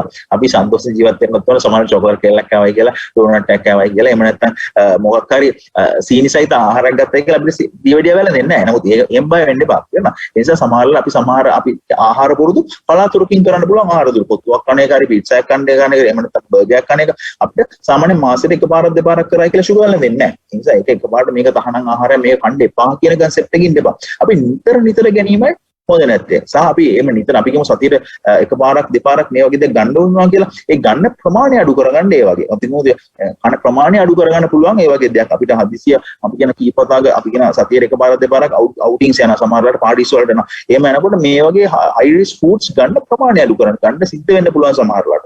ඒ මොකද ගන්න ප්‍රමාණය අඩු කරන්න. ඒ වගේම එහෙම කෑවොත් අනිත් පැත්තට පුළුවන් නම් පවෙන් දවසට workout කරන intensity එක වැඩි කරන්න. අපිට moderate intensity නම් අපිට active එක කියන අපිට vigorous intensity එක යන්න පුළුවන්. අපිට ෆිසිකල් මොකක්hari ෆිසිෂියන් කෙනෙකුට හාලි කරලා ડોක්ටර් කෙනෙක් ස්පෝර්ට්ස් මෙඩිසින් කරන ડોක්ටර් කෙනෙක් ඉන්නවා නම් එහෙම නැත්නම් තමයි ෆැමිලි ડોක්ටර් ඉන්නවා නම් පොඩ විගරස් ඉන්ටෙන්සිටි වර්ක්අවුට් එකක් කරන්න අපිට ෆිසිකල් ෆිට්නස් එක තියෙන නම් ඒ ආකාරයෙන් අපිට මේක හදා ගන්න පුළුවන්. ඉතින් මම හිතන්නේ ඒ වගේ රිස්ක් එකක් තියෙනවා, ජෙනටික් ප්‍රීඩිස්පොසිෂන් එකක් තියෙනවා. ඒ නිසා ඒකෙන් ආරක්ෂා වීම ඉතාමත්ම අත්‍යවශ්‍ය වෙනවා. ඔව් අනිවාර්යෙන්ම වෛද්‍යතුමනි ඒ වගේම දැන් ඔබතුමා පැවසු ආකාරයට අපි සීනි සහිත ආහාරයට අපිට දියවැඩියක් කොහොමද හැදෙනවා. නමුත් සමහර වෙලාවට සමහර අය කියනවා මම වැඩි සීනි කන්නේ නැහැ, මම පැණි රස කන්නේ කෙනෙක්වත් නෙවෙයි. හැබැයි කොහොමද මට ඩයබටික්ස් ආවේ? මෙන්න මේ ප්‍රශ්නේ ගොඩක් දෙනෙක්ට තියෙනවා. මොකක්ද ඒකට හේතුව? ඔව් අපි මෙතනදී කියනවා මේක ඉඩියොපැතික් කියලා. ඒ කියන්නේ අපි දන්නා ප්‍රෙෂර් කියන දේත් ගොඩක් වෙලා අපිට රීසන් එකක් හොයාගන්න බෑ. අපි කියනවා ඒකට essential hypertension කියලා. 90% විතර වගේ ඒකට හේතුවක් ඇත්තටම හොයාගන්න බෑ. නමුත් අපි කියනවාගේ හොඳටම ව්‍යායාම කරන කෙනෙක් හොඳටම ෆිසිකලි ඇක්ටිව් කෙනෙක් එයා අපි කියන සීනි ආහාරය පාලනය කරන ගොඩක් සීනි අපි දවසට ගන්න ඕන සීනි ප්‍රමාණය අපි කියන සාමාන්‍ය දවසට පිළිමයක් කියන අපි කියන සීනි හැදි 9කට වඩා ගන්න එපා කියලා කාන්තාවන් නම් දවසේ සීනි 6කට වඩා ගන්න එපා කියලා අපි කියනවා සමහරවිට පාන් ගන්න එක බත් ගන්න එක පාලනය කරලා අපි කියන ප්ලේට් මෙතඩ් එක කියලා කියන්නේ සාමාන්‍ය ප්ලේට් එකක් ගත්තොත් ඒකෙන් 150ක් එළවලු සහ අපි කියන ෆෘට්ස් ෆ්‍රෙෂ් ෆෘට්ස් කියලා වගේ පාවිච්චි කරලා 125ක් කාබෝහයිඩ්‍රේට් ඩයට් එකක් කරා ඊට පස්සේ 125ක් ප්‍රෝටීන් ඩයට් එකක් කරා මේ විදිහට හොඳට අපි කියන ගොඩාක් තෙල් වර්ග ආහාරට ගන්නකොට මෙහෙම ඉන්නකොටත් එකපාර ෂුගර් හැදෙන්න පුළුවන් මේගොල්ලන්ගේ මියුටේෂන් සිද්ධ වෙන්න පුළුවන් මේකේ ජානවල එහෙම නැත්නම් පිත්තාශය අග්න්‍යාශය මොන හරි වෙනස්කම් සිද්ධ වෙනවා ඒතර මේගොල්ලන් සමහරට ඉන්සුලින් ඩිපෙන්ඩන්ට් ඕන අන් ඉන්සුලින් ඩිපෙන්ඩන්ට් මොකද මේක ලොකු පාත්වේ එකක් අපේ ඇඟේ ඉන්සුලින් තිබ්බ වුණාට ඉන්සුලින් ගිහිල්ලා ඉවරලා හරියට වැඩ කරන්නත් ඕන මේ සෛලවල එතකොට ඒ වගේම ඒ සෛලවල වැඩ කරන්නත් ඒක අපි කියන රිසෙප්ටර්ස් කියලා මේ රිසෙප්ටර්ස් මට්ටමේ ප්‍රශ්න තියෙන්න පුළුවන් එහෙම නැත්නම් අපි කියන ඉන්සුලින් වල ඉන්හෙරිටන්ට් ක්වොලිටි වයිස් එෆෙක්ට්ස් තියෙන්න පුළුවන් මේ රිසෙප්ටර්ස් වල ගැටලු තියෙන්න පුළුවන් එහෙම නැත්නම් මේ ටිෂුස් වල ගැටලු තියෙන්න පුළුවන් මේ වගේ ගොඩාක් හේතු බලපානවා දැන් අපි ඉස්සරහට ඉන්සුලින් විතර නෙමෙයි අපි නැනෝ ටෙක්නොලොජි එක යූස් කරලා එහෙම නැත්නම් අපි ස්ටෙම් සෙල්ස් යූස් කරලා ගොඩාක් රිසර්ච් කරන් යනවා මේ දියවැඩියාව කොහොමද ඇත්තටම කවදා හරි දවසක මට දියවැඩියාව තිබුණා මට දැන් සුව වුණා කියන මට්ටමට ගන්න. නමුත් දැනට තියෙන තත්ත්ව අනුව දියවැඩියාව සුව කළ හැකි රෝගයක් නෙමෙයි. ඉතින් ඒ නිසා ඒකට දීර්ඝකාලීනව ඩයට් කන්ට්‍රෝල්, එක්සර්සයිස් කන්ට්‍රෝල් ඒ වගේම මේ ඩ්‍රග් ප්ලෑන්ස් දෙකම තියෙන්න ඕන. ඉතින් සමහරවිට ඉන්සීරියස් ඔන්සෙට් එකපාරටම වගේ සීනි මට්ටමක් ඇති වෙන්න පුළුවන්. කුමනෝ හේතුවක් නිසා මට වගොඩ් රෝගයක් නිසා එහෙම නැත්නම් තමන්ගේ ආහාර පුරුදු වල ප්‍රශ්නයක් නිසා එහෙම නැත්නම් ජානමය පසුබිමක් එක්ක ඇති වෙන බව සමහරවිට මේ මොන දේ කරා සමහරවිට හේතුවක් අපිට හොයාගන්න බැරුව යන අවස්ථාවලුත් අපිට දැකලා තියෙනවා. හොඳයි වෛද්‍යතුමනි ඒ වගේම තවත් ප්‍රශ්නයක් තිබෙනවා අපිට දැන් දියවැඩියා රෝගීන් සඳහා විශේෂයෙන්ම රෝහල් වල පවතින පහසුකම් මොනවද? ඒ කියන්නේ කුමන පහසුකම්ද රෝහල් වල පවතින්නේ? රජයේ රෝහල් වල අපි කියනවා හෙල්ත් එඩියුකේෂන් යුනිට්ස් තියෙනවා. ඒ වගේම දියවැඩියා සායන පවත්වනවා සහ සාමාන්‍ය OPD සේවා පවත්වනවා. ඔයගොල්ලන්ට ඕනනම් දියවැඩියා වලට චෙක් අප් කරගන්න, ස්ක්‍රීන් කරගන්න ඔයගොල්ලන්ට පුළුවන් OPD එකට ගිහිල්ලා ඉවරලා ෆාස්ටින් බ්ලඩ් ෂුගර් එකක් හරි සමහර රෝහල් වල මේ HbA1c කියන ටෙස්ට් එක තියෙනවා. ඉතින් ස්ක්‍රීන් ටූල් එකක් කරන්න පුළුවන්. මම බේසික්ලි ඔයගොල්ලන්ට ඇඩ්වයිස් කරන්නේ ෂුගර් ටෙස්ට් එකක් කරන්න සාමාන්‍ය රුපියල් 350ක් 450ක් විතර ගන්නේ ෆාස්ටින් බ්ලඩ් ෂුගර් එකක් කරන්න. HbA1c එක සාමාන්‍ය රුපියල් 1000කට 1200 විතර වගේ අපිට කරගන්න පුළුවන්. ඉතින් ස්ක්‍රීන් කරගන්න අපිට හොස්පිටල් යන්න අවශ්‍ය නැහැ. මම ප්‍රයිවට් ලැබ්ස් මොකද ප්‍රොමෝට් කරනවා නෙමෙයි. නමුත් ඕගොල්ලන්ට පුළුවන් නම් ගිහලා ඒක කරගන්න ෆාස්ටින් බ්ලඩ් ෂුගර් HbA1c එක ඔයගොල්ලෝ පවුලේ වෛද්‍යවරයා හම්බෙලා ඒක ඇඩ්වයිසබල්. එහෙම නැත්නම් හොස්පිටල් එකට ගිහලා වුණත් ඕගොල්ලන්ට පුළුවන් OPD කරා මේ අපේ කියන්නේ සෞඛ්‍ය දැනුවත් කිරීම වැඩසටහන හරහා අපි කියන හෙල්ත් එඩියුකේෂන් යුනිට්ස් කියලා ඒවා හරහා අපිට ඇත්තටම පුළුවන් මේ non communicable disease clinics උත් තියෙනවා. මේ බෝනෝන රෝග සායනක් තියෙනවා. ඒ වගේම ෆැමිලි මෙඩිකල් ක්ලිනික්ස් උත් තියෙනවා. අපි කියන පවුලේ වෛද්‍ය සායන කියලා ඒ වගේවත් පවත්වන හොස්පිටල් එකේ. ඉතින් ඇත්තටම හොස්පිටල් එකේනොත් මේ විදිහට ඔයාලට බේසික් චෙක්අප් එකක් කරගන්න පුළුවන් ගියොත් හොයාගන්න තමාට මොනවාරි අසනීප තියෙනවද කියලා ඒගොල්ලෝ ගොඩක් බොහෝ දුරට ඒගොල්ලෝ කොලෙස්ටරෝල් ඒ වගේම සීනි ඒ වගේම වෙනත් වකුගඩු සහ අකුමාශ්‍රිත රෝග වලට ස්ක්‍රීන් කරන්න පුළුවන්. ඉතින් මේ බේසික් ටෙස්ට් එක අපිට ගොඩාක් නේ හෙල්ත් චෙක්අප්ස් පැකේජ් කියලා ප්‍රයිවට් හොස්පිටල්ස් වල ඇඩ්වර්ටයිස් කරන විදිහට ඔක්කොම කරගන්න අවශ්‍ය නැහැ. සමහරවිට ඒගොල්ලෝ ලොකු අනවශ්‍ය ලිස්ට් එකක් දානවා මේ ඔක්කොම චෙක්අප් එකක් කරනවා මෙච්චර ගාණක් යනවා කියලා. ඒ මාත්‍ය අවශ්‍ය නැහැ. ඇත්තටම අපිට පුළුවන් මූලික ලෙස දියවැඩියාව ප්‍රෙෂර් එක අපිට ડોක්ටර් බලන්න ඕන. දියවැඩියාව කොලෙස්ටරෝල් තයිරොක්සින් සහ අපේ වකුගඩු සහ අකුමාව සම්බන්ධ කරන මූලික පරීක්ෂණ අවුරුද්දකට පාස අපිට කරගන්න පුළුවන්. ඇත්තටම අපිට පුළුවන් අපේ ඇඟේ තියෙන දේවල් මුලින් දැනගෙන ඉවරලා ඒ වලට ප්‍රතිකාර කරන්න යොමු වෙන්න. හොඳයි. වගේම වෛද්‍යතුමනි අපේ එක ළමයෙක් කියනවා එයාගේ තාත්තට දියවැඩියා රෝගය පවතිනවා. එයාගේ තාත්තා දියවැඩියා රෝගී. හැබැයි එපියා ඇල්කොහොල් භාවිත කරන්නේත් නැහැලු. ඒ වගේම දැන් එයාගේ ප්ලීහාව ඉදිමිලා තියෙනවා. මේ තත්වයෙන් යම්තක් දුරකට අපි අවම කරන මේ තත්වය යම්තක් දුරට අවම කරගෙන අපි මොනවද ඒකට කරන්න ඕනේ සහ මේ තත්වයෙන් මිදෙන්න මොනවා හරි කරන්න පුළුවන්ද කියන ප්‍රශ්නයක් අහනවා. ඇත්තටම ප්ලීහාව ඉදිමිලා තියෙනවා නම් ගොඩාක් අපි කියන ස්ප්ලිනොමෙගලි කියලා මේකට ගොඩාක් හේතු බලපාන්න පුළුවන්. අපේ දැන් එයා ඇල්කොහොලුත් ගන්නේ නැත්නම් දියවැඩියාවක් තියෙනවා නම් ඒකට ගොඩාක් හේතු බලපානවා. සමහරවිට ප්ලීහාවේ පමණක් හේතු සාධක බලපාන්නත් පුළුවන්. අපේ ලේවල තියෙන ප්‍රශ්නයක් වෙන්නත් පුළුවන් මේක. සමහරවිට දියවැඩියාව තිබෙන නිසා මේ ප්‍රශ්නේ වැඩි වුණා වෙන්නත් පුළුවන්. ඉතින් ඉස්සෙල්ලා මෙයා ඇත්තටම බඩේ ස්කෑන් එකක් කරලා ඊට පස්සේ තියෙන බේසික් ටෙස්ට් ටික අපි කියන කොලෙස්ටරෝල් එක, එතකොට sugar, එතකොට මෙයාගේ මූලික පරීක්ෂණ කීපයක් තියෙනවා. blood pressure කියලා කියන අපි මේ මූලික පරීක්ෂණ ටිකක් කරන්න වෙනවා. මොකද මෙයාට ලේ ආශ්‍රිත රෝගයක්ද තියෙන්නේ. එහෙම නැත්නම් මෙයාට දියවැඩියාව නිසා ඇති වුණා වූ සම්පූර්ණතාවයක්ද කියලා බලන්න. ඉතින් මේකට ප්ලීහාවේ size එක විතර නෙවෙයි, ප්ලීහාව ලොකු වුණාට ප්ලීහාව size එක විතර නෙවෙයි, අක්මාවේ size එක, වග්වඩු වල ප්‍රමාණ, මේ හැමදේම බලලා ඉවරලා තමයි අපිට ඒකට උත්තරයක් දෙන්න පුළුවන්. අර මම මේක common program එක නිසා මම ඇත්තටම කැමති එයාව සම්බන්ධ කරලා දෙන්න පුළුවන් නම් මම එයාට වෙනම ඕනනම් මාව සම්බන්ධ කරන්න පුළුවන්. මම කියන්න ඒ මාර්ගයෙන් කතා කරන්න මම පුළුවන් උදව් දෙන්න. හොස්පිටල් මට්ටමේ, රජරෝහල මට්ටමේ මොකක් කර මට උදව්වක් ලබා දෙන්න පුළුවන් ඒ පුද්ගලයාට. හරි, බොහොම ස්තුතියි වෛද්‍යතුමනි. ඒ වගේම මේ අපිට තව තියෙන ප්‍රශ්නයක් තමයි දැන් අපි දියවැඩියා රෝගී මුල් අධීරයේ පවතින රෝගියෙක් නම්, කියන්නේ අපිට පළවෙනි වතාවට දියවැඩියා රෝගය වැළඳුණා. අපි කොහොමද දැනගන්නේ, කියන්නේ අපි පරීක්ෂණයක් කරන්න යන්න හෝ දැනගන්නේ මට දියවැඩියාව හැදිලාද නැද්ද කියලා? ඒ මූලික රෝග ලක්ෂණ මොනවද? ඔව් මම මෙතන මේ ඒ රෝග ලක්ෂණ තමයි ඔයගලන්ට පෙන්වන්නේ. මෙතන කියන අපි ඉස්සරට ගොඩක් තිබහය තියෙනවා කියලා මම ඔයගලන්ට කියවන තිබහය තියෙනවා කියලා. ගොඩාක් වතුර බොන්න, ඒ කියන්නේ පොලිඩිප්සියා කියලා කියන ගොඩාක් වතුර බීමේ ආසාවක් කියනවා. ඒ වගේම ගොඩාක් වතුර බොනවා වගේ මුත්‍රා හැමේ අවදානම්කුත් ඇති වෙනවා.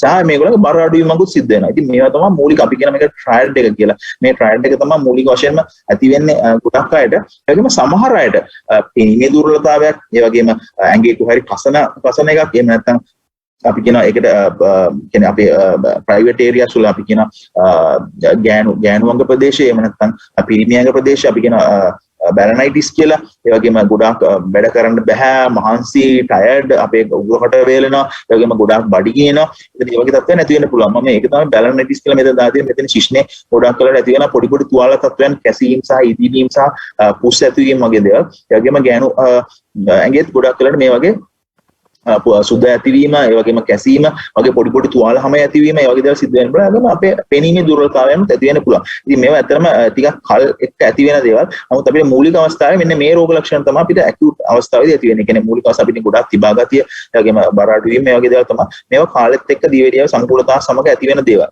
ඉතින් මම තව කිව්වා වගේ අපේ ඇස් වල පෙනීමේ දුර්වලතාවය තියෙන පුළුවන්. සමහරවිට ගොඩාක් ලොකු ඔලියෝ කැක්කුමක්, මානසික ගතියක්, නිදිමත ගතියක්, ඒ වගේ දේවල් ඇති වෙන්න පුළුවන්. ඒ වගේම ක්‍රේවිං එකක් එනවා. ගොඩාක් ස්වීට්ස් වගේ කන්න වගේ ගොඩාක් ආසාවක් එනවා. ඒ වගේම කාලෙත් එක්ක මම අර ඔයගොල්ලන්ට කිව්වා වගේ මැක්‍රෝස්කුලර් කොම්ප්ලිකේෂන්ස් and මයික්‍රෝස්කුලර් කොම්ප්ලිකේෂන්ස් එක මේ වගේ ඇඟිලි කුණු වෙන්න පුළුවන්, පාද කළු වෙන්න පුළුවන්, අපිට නොදැනුවත් පුස්සාසිත රෝගය නැති වෙන්න පුළුවන්. ඒ වගේම පිරිමියෙක් කෙනෙක් නම් අපි කියන ශිෂ්ණයේ ප්‍රාණවත් නොවීමක්, එහෙම නැත්නම් ගෑනුවෙක් කියන සමහරట్లాට ලිංගිකව එකතු වීමේ අකමැතිකමක්, එහෙම නැත්නම් සෙක්ස් වලට කැමති නැති ගතියක්, මේ වගේ දේවල් සමහරට සුගර් තිබීම නිසා ඇතිවීමේ අවදාන තියෙනවා. සමහරట్లాට අපිට ඒක අපි කියනවා කිසිම රෝග ලක්ෂණ නැතුව තියෙන්නත් පුළුවන්.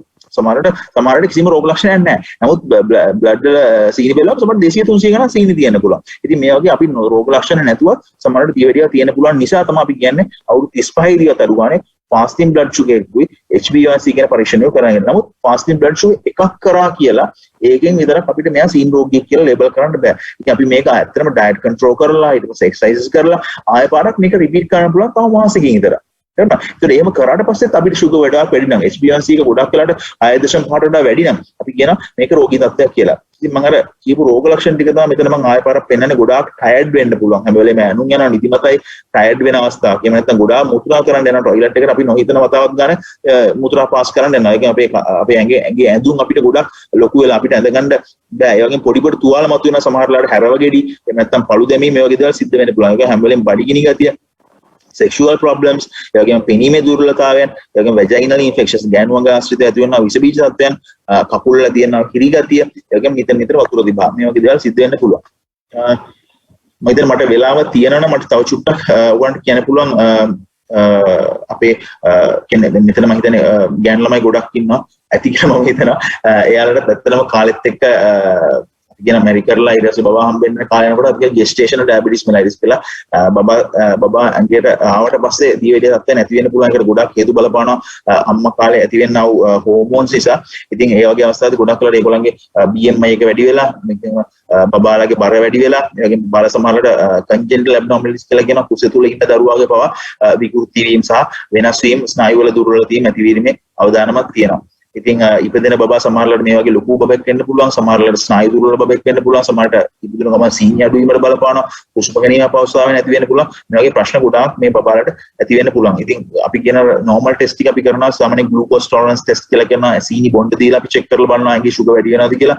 random blood sugars කරන්න පුළුවන්, අපිට fasting blood sugars කරන්න පුළුවන්. මේ වගේ මම අර මේ පෙන්නන්නේ මේ ඇති වෙනව සංකූලතාවයන් මේ විදිහට කකුල් වල ඇති වෙන්න පුළුවන්. මේ වගේ අපි කියන chronic ulcers කියලා, මේ foot ulcers ඇති වෙලා තමයි ගොඩක් වෙලාවට දිගින් දිගටම පොඩ කකුල උඩට එනගම කපන්න සිද්ධ වෙනවා සමහරලාට මේ කකුල බේර ගන්න. ඉතින් amputations වලට යනවා, සමහරලාට skin එක dry වෙලා කකුලේ විස බීජ වල ගිහිල්ලා වෙලා කකුල ඉදිමෙන්න පුළුවන්. අපි cellulitis කියලා කියනවා. ඒ වගේම මේ විදිහට ගොඩාක් කකුල රැහැලා තුවාල සුද්ධ කරලා දාලා සමහරට හමක් බද්ධ කරන්න බව පත් වෙන්න පුළුවන්. ඒවම joints ගල් වෙන්න පුළුවන්. ඒ මේකට අපි කියන හැම වෙලේම joints හොඳට mobilize කරන එක. සමහරට ඔයගොල්ලෝ දැකලා තියෙන ආච්චිලා සීයලා ඕගොල්ලන් ගෙවල් වල සමහරට දියවැඩිය ඇදලා ඔයගොල්ලන්ට දනිස් නමා ගන්න බෑ, අත නමා ගන්න බෑ. දනිස් සමහරට බෙල්ලේ මස්ලස් පවා ගල් වීමක් සිද්ධ වෙන්න පුළුවන්. ඉතින් මේ වගේ මම අර පෙන්වන්න උත්සාහ කරන ඕගොල්ලන්ට මේ heart attacks ඒ වගේම strokes ඇතිවීමේ අවදානම් වැඩි මේ physiology explain කරලා තේරුම් ගන්නම ඕගොල්ලන්ට මූලික විෂය ඕගොල්ලෝ දැනගන්න පුළුවන් ඒකට අවදානම වැඩි කියලා මම හිතන ඒක තමයි වැදගත්ම දේ කියලා. ඉස්සෙල්ලා තමයි මේ Benedict test කියලා test එකක් කරලා සමහරවිට අපි කියන චූපුච්චනවා කියලා ඒගොල්ලෝ ඉස්සෙල්ලා ආච්චිලා සියලා එහෙම කරනවා. ඒ දවස්වල ඒ කියන්නේ සාමාන්‍ය අපි කියන Benedict කියලා solution එකක් තියෙනවා. මේකෙන් මිලිලිටර් 5ක් test tube එකකට දාලා ඉවරලා ඊට පස්සේ urine drops 10ක් විතර දාලා අපි මේක රත් කරනවා. රත් කරලා ඉවරලා තිබ්බට පස්සේ අපිට මේක පාට වෙනස් වීම තුළ ගොඩක් වෙලාවට අපිට හොයාගන්න පුළුවන් කොච්චර සීනි මට්ටමක් අපේ ඇඟේ පිළිලා තියෙනවා. මේක අපිට bedside test එකකට ගෙදර කරන්න පුළුවන්. තාමත් Benedict solutions තියෙන අපිට ගන්න පුළුවන්. අපිට ඕන නම් ගෙදරදී මේ වගේ දෙයක් කරන්න මේ identify කරන්න සහ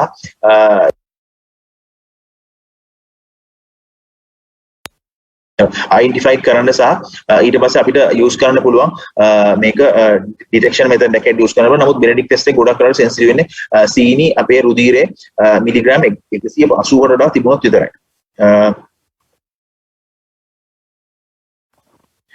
මේ වගේ dipsticks කියලා කියන ඕගොල්ලෝ මම හිතන්නේ සරලව දැනගත්තොත් මේ වගේ දේවල් තියනවා කියලා ඉතින් Benedict එක එතන මේ dipsticks කියලා කියන urine එකට අපිට urine එකට බස්සලා ඉවරලා අපිට හොයාගන්න පුළුවන් මේකේ sugar තියෙනවද කියලා. මේක දැන් negative result එක සහ positive result එක ඇටියට මේ strips වල තියෙන color change එකත් එක්ක අපිට detect කරගන්න පුළුවන්. එහෙම නැත්නම් අපිට simply glucometer එක පාවිච්චි කරලා මේක fasting blood sugar method එකකට යන්න පුළුවන්. නිරාහාරව පැය 8ක් 10ක් අතර කාලයක් නිරාහාරව ඉඳලා අපිට ඕන sugar test එකක් finger prick එකෙන් කරන්න පුළුවන්. නමුත් මේකට වඩා ගොඩාක් අපි sensitive කියලා කියන්නේ අපේ venous blood එක අපේ වැලමිටි ප්‍රදේශයෙන් ගන්නා වූ ray sample එක lab එකට ඇවල් check කරන එක තමයි ගොඩක් වෙලාවට accurate කියන්නේ. මොකද glucometer එකේ සමහර readings milligrams 5ක 10ක අතර වෙනසක් plus or minus යන්න පුළුවන් නිසා. ඉතින් මේක තමයි ඔයගොල්ලෝ ටිකක් දැනගන්න ඕන එක. තමයි මේ hypoglycemia කියලා කියන්නේ ඇඟේ සීනි අඩු වීම. ගොඩාක් වෙලාවට මේක රෝග ලක්ෂණ සහිතව හෝ රහිතව තියෙන්න පුළුවන්. ඉතින් මිලිග්‍රෑම් 80 වඩා අඩු වුණොත් අපි කියන hypoglycemia කියලා. ඉතින් 80 110 තමයි සාමාන්‍යයෙන් අපි recommended sugar level එක. ඕන වෙලාවක ඇඟේ ඇඟිල්ල මේවා කරලා බැලුවොත් සාමාන්‍යයෙන් අපිට තියාගන්න පුළුවන් නම් random blood sugar එකක් 80 110 අතර that is very good. fasting blood sugar එකක් හරි මේ මට්ටමට ගන්න පුළුවන් නම් ඒක බොහොම හොඳයි. අපි impaired fasting glucose කියලා කියන්නේ 110 126 අතර. මේ කහපාට තීරුව ඉන්නට දියවැඩියා වැඩි වෙලා මේ hyperglycemia කියන ස්ටේට් එකට තියෙන අවදානම ගොඩක් වැඩි. ඉතින් සාමාන්‍ය 126ට වඩා වැඩිපුර රිපෝට් කරනවා දෙපාරක් තුන් පාරක්. අපි අර මං කිව්වා වගේ මේ HbA1c කියන ටෙස්ට් එකත් සාමාන්‍යයෙන් අපිට ඒක රෙෆරන්ස් රේන්ජ් එක සාමාන්‍යයෙන් 6.5කට විතර වගේවත් නැත්නම් අපි කියනවා මේකට සීනි කියලා. මේ HbA1c කියලා කියන මම හිතන්නේ දන්නේ නැති කට්ටිය ඇති මෙතන. HbA1c කියන්නේ ඇත්තටම WHO ගෙන් ඉස්සරහට රෙකමෙන්ඩ් කරන්න යන ලේටෙස්ට් එකක්. මේ ලේටෙස්ට් එක අපිට පුළුවන් හොයාගන්න අපේ දීර්ඝකාලීන සීනි පරීක්ෂණ සීනි පාලනය කොහොමද කියලා. මොකද fasting blood sugar දවස් දෙකක් තුනක් අපිට ડોක්ටර් කෙනෙකුට බොරුවක් කරන්න හරි නිකන් නිරාහාරව ඉඳලා කියලා fasting blood sugar කරලා ඉවරලා අඩුයි කියලා පෙන්නන්න පුළුවන් නිරාහාරව ඉඳලා. නමුත් HbA1c ටෙස්ටිං කරන්නේ මාස දෙක තුනක අපේ ඇඟේ සීනි පාලනය කොයි ආකාරද කියලා පෙන්වන එකයි කරන්නේ. මේකට කරන්නේ ගොඩක් අර අපේ hemoglobin වලට bind වෙලා තියෙන සීනි ප්‍රමාණය තමයි ඒගොල්ලෝ පෙන්වන්නේ. ඉතින් මේක මාස 3ක් විතර මොකද රතු රුධිරාණුවක ආයු කාලය මාස 2-3ක් තියෙනවා. ඉතින් මාස 2-3ක් තුල ඇඟේ තියෙන සීනි වල මිශ්‍ර වී තිබිලා ඉවරලා ඒකේ තියෙන සීනි මට්ටම තමයි මෙතන ගොඩක් වෙලාවට පෙන්වන්නේ. ඉතින් HbA1c ටෙස්ට් එක ටිකක් accurate ටෙස්ට් එකක් fasting blood sugar ටෙස්ට් එකකට වඩා. ඉතින් මම අර කලින් කිව්වා වගේ මේක ඇත්තටම ලොකු සෞඛ්‍ය ගැටලුවක්. ඒ නිසා ආහාර පාලනය සහ ව්‍යායාම ගැනීම ඉතාමත් අත්‍යවශ්‍යයි. ඒකෙන් බර පාලනය කිරීම, ඒ වගේම දීර්ඝකාලීන බෙහෙත් නිසියාකාරව පාලනය කිරීම ඉතාමත් වැදගත් වෙනවා. ඉතින් ඔයගොල්ලෝ ගන්න ආහාර ගොඩක් වෙලාවට brown colored foods වලට යන්න පුරවන cereals වලට යන්න යන්න බලනවා. අපි කියන ධාන්‍යමය ආහාර කෝපි කඩල මුංගට වගේ ධාන්‍යමය ආහාර වලට යන්න පුරවන ගොඩාක්ම හොඳයි. ඒක අපි පළතුරු ගන්නකොට ගොඩාක් ඉදිච්ච නැති පළතුරු. ඒ කියනවා මේ over ripe වෙන්නේ නැති. එහෙම නැත්නම් very ripe hari over ripe වෙන්නේ නැති. මොකද මේවල ගොඩාක් sugar content එක වැඩි. ඉතින් අපිට පුළුවන් නම් මේ barely ripe ඒ කියන්නේ ගොඩාක් සාමාන්‍ය ලෙස ඉදුණු පළතුරු ගන්න පුළුවන් නම් ඒවල ලොකු high fiber content එකක් තියෙනවා. ඒ වගේම antioxidants level එක තියෙනවා. මේ antioxidants ඉතාමත් වැදගත් අපේ ඇඟේ මේ සීනි මට්ටම පාලනය කරන්න. ඉතින් ඒ වගේම red meat ගොඩක් අපි අඩු කරන්නයි කියලා කියනවා. ඒකට අපිට පුළුවන් නම් ඒක replace කරගන්න chicken වලින් සහ fish වලින් ඒක ඉතාමත්ම වැදගත් වෙනවා. ඔබට පොඩ්ඩක් හිතලා බලුවොත් අපි සාමාන්‍යයෙන් දවසකට සීනි කන ප්‍රමාණය සම්බන්ධව මම මෙතන මේ සඳහන් කරලා තියෙන ග්‍රෑම් 24ක් සාමාන්‍යයෙන් අපි රෙකමන්ඩ් කරන කාන්තාවකට ඒ වගේම ග්‍රෑම් 26ක් රෙකමන්ඩ් කරනවා පිරිමියෙක් කෙනෙකුට. ඉතින් අපි සාමාන්‍යයෙන් තේ හැඳි 9ක් තමයි අපි රෙකමන්ඩ් කරන්නේ ඇඩල්ට් කෙනෙකුට ගන්න කියලා. 9ක් හෝ ඊට වඩා අඩු පිරිමියෙක් කෙනෙකුට. 6ක් හෝ ඊට අඩු ගන්නවා. මේ 6 අතන 3කට අඩු කරන්න පුළුවන්, 4කට අඩු කරන්න පුළුවන්. ඒක වඩා සුසුයි. මේ 9ත් 5කට අඩු කරගන්න පුළුවන්, 6කට අඩු කරන්න පුළුවන්. ඒකත් වඩා සුසුයි. ඉතින් සීනි ආහාරයට ගැනීම හොඳ පුරුද්දක් නෙමෙයි. සමහරවිට අපි සීනි අපි පුරුදුලා ඉන්න පුරුද්දක් හැටියට සීනි දාගෙන බොන්න තේ. ඉතින් මේක ඇත්තටම අපි සීනි වලින් බැහැර වුණොත් අපිට ටිකක් කල් යනකොට මාස 2ක් 3ක් යනවා අපි සීනි පාවිච්චි කරන්න බැරි ගන්නටම අපි අකමැති වෙනවා. ඉතින් ඇත්තටම මමත් ඒ දවස්වල ගොඩාක් සීනි ගත්තා. නමුත් දැන් කාලෙත් එක්ක මේවා දැනගැනීමත් එක්ක සීනි ගැනීම නවත්තලා තියෙනවා. දැන් මට සීනි දාලා තේ බොන්න බෑ. ඒ මට්ටමට මම ඇවිල්ලා තියෙනවා. ඉතින් ඕගොල්ලන්ට පුළුවන් කාලෙත් එක්ක සීනි නැතුව තේ බොන්න පුරුදු වෙන්න. ඉතින් ඒක සීනි ඕන චුට්ටක් අතර දාගන්න හැන්දක් විතර වගේ. එතකොට හැන්දක දාගත්තොත් දවස් 3 පාරක් තේ බොන්න හැන්දි 3යි වැටෙන්නේ එතකොට අතර. එතකොට ඒකෙන් බොන්න පුරුදු වෙන්න. එතකොට මෙතන පෙන්නන ගොඩක් වෙලාවට sugar ඔයගොල්ලෝ ගන්න color code system එකක් තියෙනවා කියලා. ඒ color code system එක හැම වෙලේම අවබෝධයෙන් ඉන්න. මේක sugar වලට විතර නෙමෙයි fat වලට, ඒගොම salt වලට මේ color code system එක use කරන්න පුළුවන්. ඒවල සඳහන් කරනවා කොහොමද ඔයගොල්ලෝ මේ traffic light system එකෙන් ඔයගොල්ලෝ හරියට කෑම ආහාර පුරුදු ඇති කරගන්න පුළුවන් කියලා.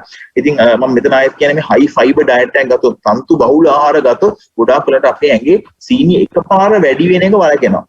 ඉතින් තන්තු බහුල ආහාර මොනවද කියලා ඔයගොල්ලන්ට මම කොමන්ලි මම වසලා වෙලාවක් හම්බුනොත් මම කියලා දෙන්න. මට වෙලාවක් නැති නිසා මම දැන් මේ යන මම ඒකට කෙටියෙන් කියන්න ගොඩක් කරලා අපි පල්සස් කියලා කියන ධාන්‍ය කියලා කියන ඕට්ස් කියලා තියෙන ඒ වගේ දේවල් ඇත්තටම තන්තු බහුලයි. ඉතින් ඒ වගේ දේවල් අපිට පුළුවන් අපේ ඇඟේ තියෙන කොලෙස්ටරෝල් මට්ටම සහ සීනි මට්ටම එකපාර පාලනය කරගන්න. ඒ වගේම අපි කියන saturated fats කියලා ඉවරලා ගොඩක් වෙලාවට butter ඒ වගේම extra margarine ඒ වගේ දේවල් වලින් ගොඩක් වෙලාවට අපි අපේ fat content එක වැඩි වෙන නිසා ඒක අනිත් පැත්තට බලපානවා ඇඟේ සීනි වැඩි වෙන්න.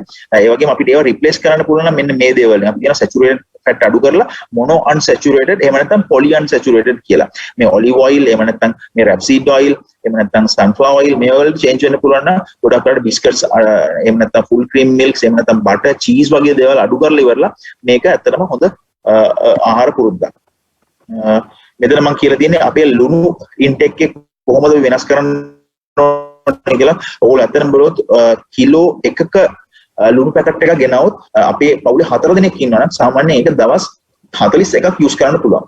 මොකද ඒකට හේතුව ග්‍රෑම් 6ක් තමයි අපි දවසකට රෙකමන්ඩ් කරන්නේ ලුණු ගන්නයි කියලා. ඒක ඊට වඩා අඩු වෙන තරමට වඩා සුසුයි. ඉතින් ඕගොල්ලෝ ගෙදර කිලෝ 2ක් විතර වගේ න එකමාරක් වගේ යූස් කරනවා නම් මාසෙකදී මතක තියාගන්න ඕගොල්ලෝ ගෙදර salt intake එක වැඩි. කවුරු හරි එක්කෙනෙක් වැඩිපුර කෙනෙක් සීනි වැඩි ලුණු වැඩිපුර ගන්නවා වෙන්න පුළුවන්. ඒ නිසා මතක තියාගන්න මේ ලුණු ප්‍රමාණය අපි added salt ප්‍රමාණය දවසකට ග්‍රෑම් 6කට වඩා ගැනීම සුදුසු නෑ. ඒ වගේම ඔයගොල්ලෝ මම අහන්නේ ඇල්කොහොල් වගේ දෙයක් ගැන මොකද්ද කියන්න පුළුවන් කියලා සමහරලාට සමහරට සුභාරංචි වෙන්න පුළුවන් නරකාරංචි වෙන්න පුළුවන්. මට මේක නරක පුරුද්දක් හැටියට තමයි මට ප්‍රොමෝට් කරන්න ඕන. නමුත් ඔයගොල්ලන්ට ගන්නම අවශ්‍ය නම් ඇල්කොහොල් ගන්නම අවශ්‍ය නම් ගන්න ප්‍රමාණය තමයි මම මෙතන සඳහන් කරලා තියෙන්නේ. ඒ කියන්නේ කාන්තාවන් නම් යුනිට් 1ක් 2ක්. එහෙම නැත්නම් පිරිමියෙක් කියන්න යුනිට් 2ක් 3ක්. යුනිට් 1ක් කියලා දාස් කියන්නේ මිලිලීටර 10ක්. එතන මිලිලීටර අපි කියන මිලිලීටර 30ක් ගන්න පුළුවන් පිරිමියෙක් කෙනෙකුට දවසකට.